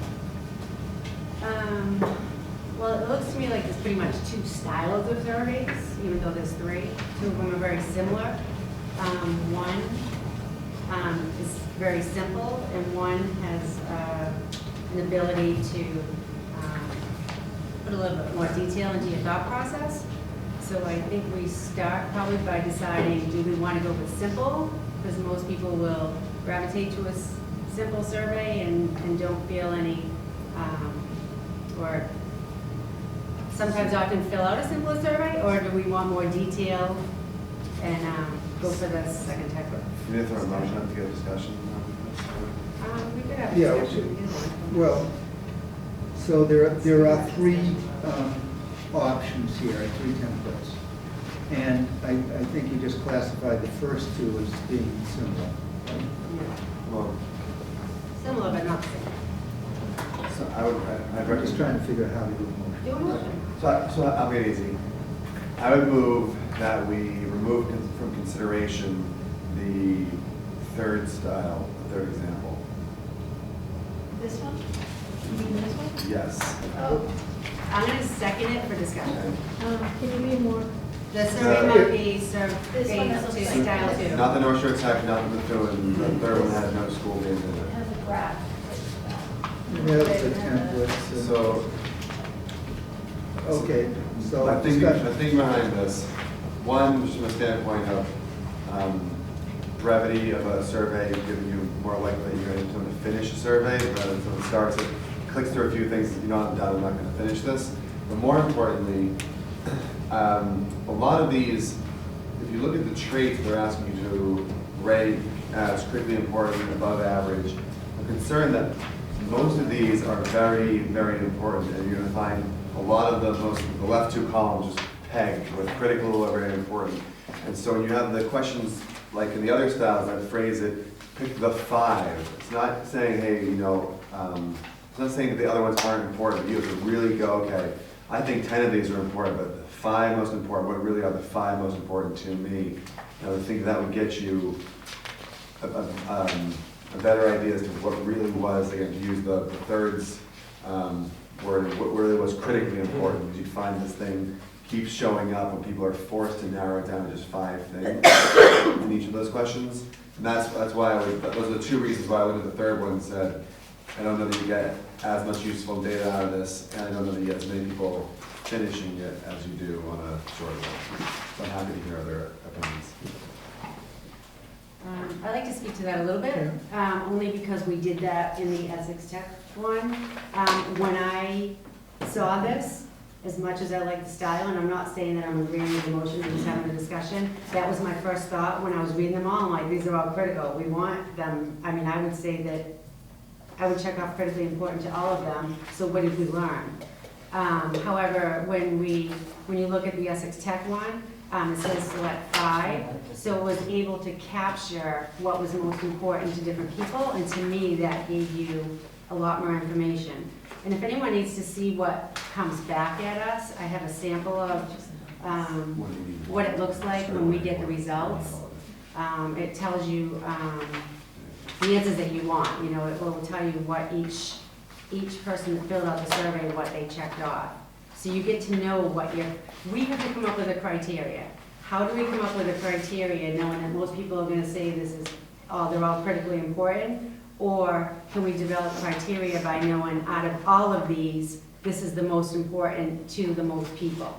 So you do get a little bit of different information back by the different styles. I just don't, I'm not. Can we ask some people that are probably well-versed in data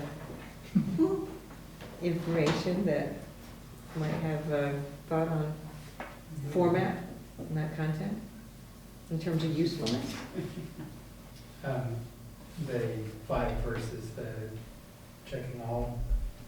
Yeah, like picking 5 versus style. extremely important. Couldn't kind agree of- more that I would think that 5 would be the way to go. Check 5. I disagree.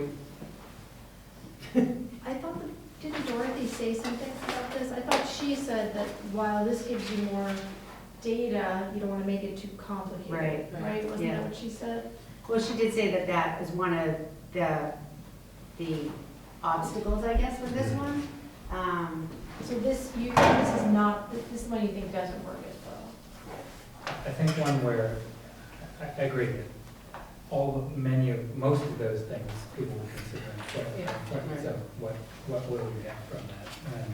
But who's the survey going? Is it going out to the public? Everybody. Everybody Okay, who wants so to fill it out. students, who do you want to get? You expect that people are going to fill in your little questions?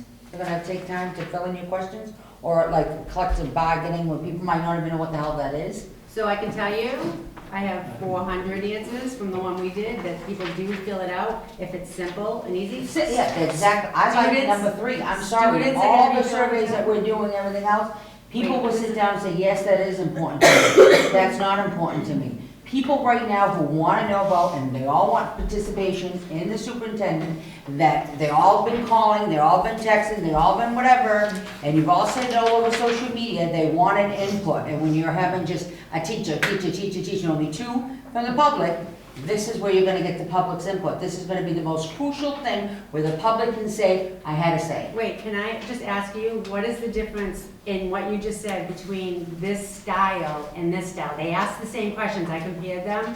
The topics are on the same on all 3. It's just the way Because that you ask. you're asking them what's important to them. Okay. They Well, all- this Everyone- does too in a different way. It asks what's your top 5 out of 10. This right here will be a little bit easier for people who have that little broken English. Okay. Can I just ask you a question? If the open-ended questions were not there, but the style of the pick 5 versus pick 5 versus you can pick critically important on every single one of these, right? If somebody picks critically important on every single one of these, we don't learn anything. But if we give them, you need to pick 5 of these skills. Your top 5, not that you don't want all Right. of them, but your top What's most 5. important too, I think we learn more from the community if we make them pick 5 versus pick, you can say critically important to every single one of those if you want. Because you're saying just pick 5, what happens if I have 6?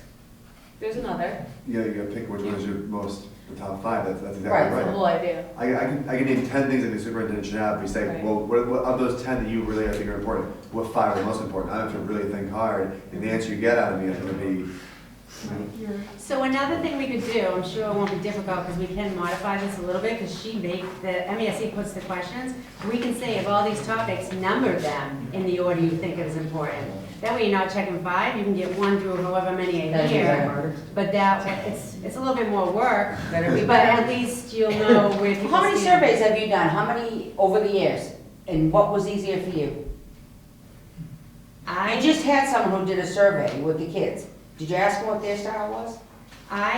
We want student feedback, and I think that this is gonna be more confusing to students. Yeah.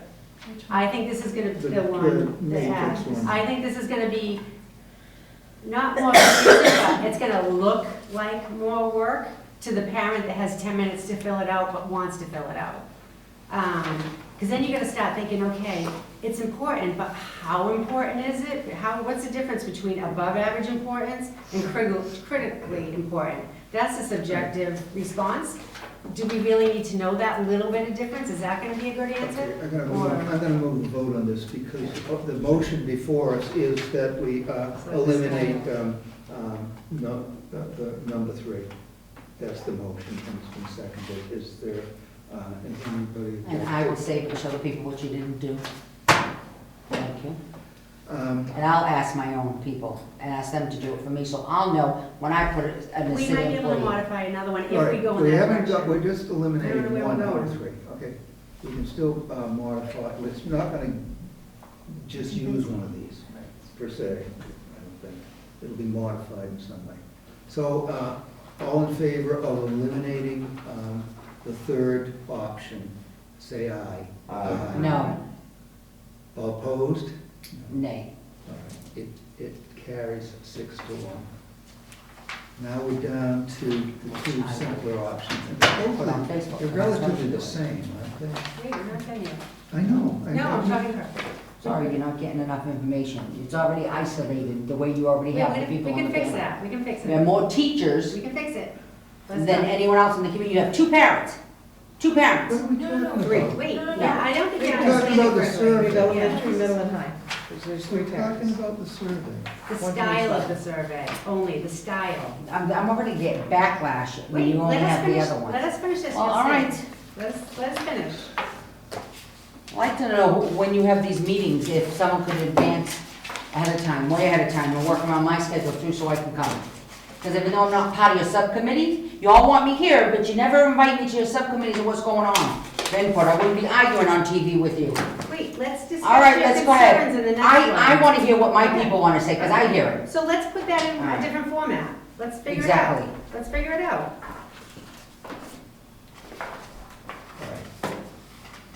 So, we have eliminated one option of this format, and we're down to 2, and I'm just trying to, Aren't they they're essentially the Just same. so similar. So let's just work with one of them. Let's work with the first one, the Essex Tech survey. So, and let's just go by number, see what we want to change, okay? Where we go? I think I want to hear from Savati a little bit more on the reason why she thinks this style isn't going to capture. Because you're asking them to pick 5, okay? No, wait, we can change that to 1 through 15 if we want. Because you know what, Wait, wait. right now people are frantic. You heard about Rockport. So right here you have safety, school safety. Is the superintendent gonna help with school safety? You have to understand what's happening. Not that you work in your office, I have no offense with all of us here, but you gotta put yourself out there when you have, right now, more mental health crises that are happening, going on, and they think that the superintendent and mayor is supposed to cure it all. No, but my question to you is, I get that. Why do you not think that this survey, if it said, say there's 15 of them here, I don't even know. It's 21. Number, how many? 21. 21. There's 21 things in here. Number 1 through 21, what is most important to you? Because you said you didn't want 5, you want to be able to get to 6 or 7. That allows us to get to 21. In other words, what is most important to you and what is least important to you? That is something we can change on the style of this survey if we vote to do that. I'm just saying it's an option. Sure, but that's, I'm just saying it's an option. Or we can say pick the top 10 if 5 isn't comfortable. Half of them. You know, we don't have to stick with the number they say. The whole idea of this is to narrow down candidates, right? So we want to be able to say, No. No. It's Candidate qualifications. well, yeah, no, that's what I Before you think. narrow down. Right, so when, right, for our It's to develop criteria. criteria. Thank you. So we want to be able to say to the community, we looked at your responses, and your most 5 important things are going to reflect the candidate criteria that we're going to use. But see, If right we have now- all of this data, Well- well, we don't actually, we can't use it. If we have too much data, then what are we going to actually learn about what We the just community complained we wants? didn't have enough data on the drug issues and everything else, and we're matching with the state. Now you're saying you don't have enough data. So if you've got 100 people who answer this, and they all say that this is, to them, is really important to them, well, there's your data. I don't care if they're saying whether it's critical or not, or top 10 or top 5. 5 is not enough. So can I put it this way, make sure, I'm sure we all understand, we're getting off track. If I gave you a packet of Starburst and said, hey, rate the flavors of Starburst, I would probably rate all of them except for red, like delicious, right? And so what we really learned about what Starburst I really want. You've learned nothing except maybe I don't want red. But if you said, hey Joel, pick the 2 flavors of Starburst that are most important. Or, well, it's gotta be yellow and pink, right? And now you know yellow and pink. It's like I think orange is delicious. Like it's like these are, you know, the most important, right? And so I think if we start adding back in additional options, we get back to that point where you're like, oh, all we've learned is that all Starbursts are delicious and all these things are important for superintendents. We haven't learned if, you know, you know. If safety's more important than. Let me show you this. This is what will come back if we said 1 through 5. This is an example. And it will show you. Well, first of all, my kids aren't Starburst. If you do They're say students, 5. and the parents, if you look at this, if you have teachers do that, you know which ones they're gonna pick. Bargaining, this and that. When you have parents, they're gonna have different, each ward, let's go by wards. Each ward, which is 2 districts, are all different. Rocky Neck, East Gloucester, Magnolia, each one is gonna fill it out different to their criteria. Right. But what's on here on some of them that I'm seeing, I'm not gonna be questions that pertain any Well, we can of the change parents. Any of this. We can change. You're gonna change the questions? Yeah. We can Oh, all right. change the We can answers, change. and that's. That's what I was saying, I'm We're just looking at these talking questions, about these style. pertain to bargaining, people in the city, you know. I think you can change it to collective bargaining / negotiations, and people would understand what Right. negotiations. And See, wouldn't all it, of wouldn't it this be stuff is amazing if you fluid. saw that Magnolia, Rocky Neck, Downtown, all of them said school safety? You go, well, geez, this really sticks out, because when asked to pick 5, everybody in town picked school safety as one of their top 5. That's a. Just gotta driving define factor. it differently, And because look- you need to get to everyone in Look Gloucester. through that packet and see the information that you'll get from this type of survey that helps you. It even allows you to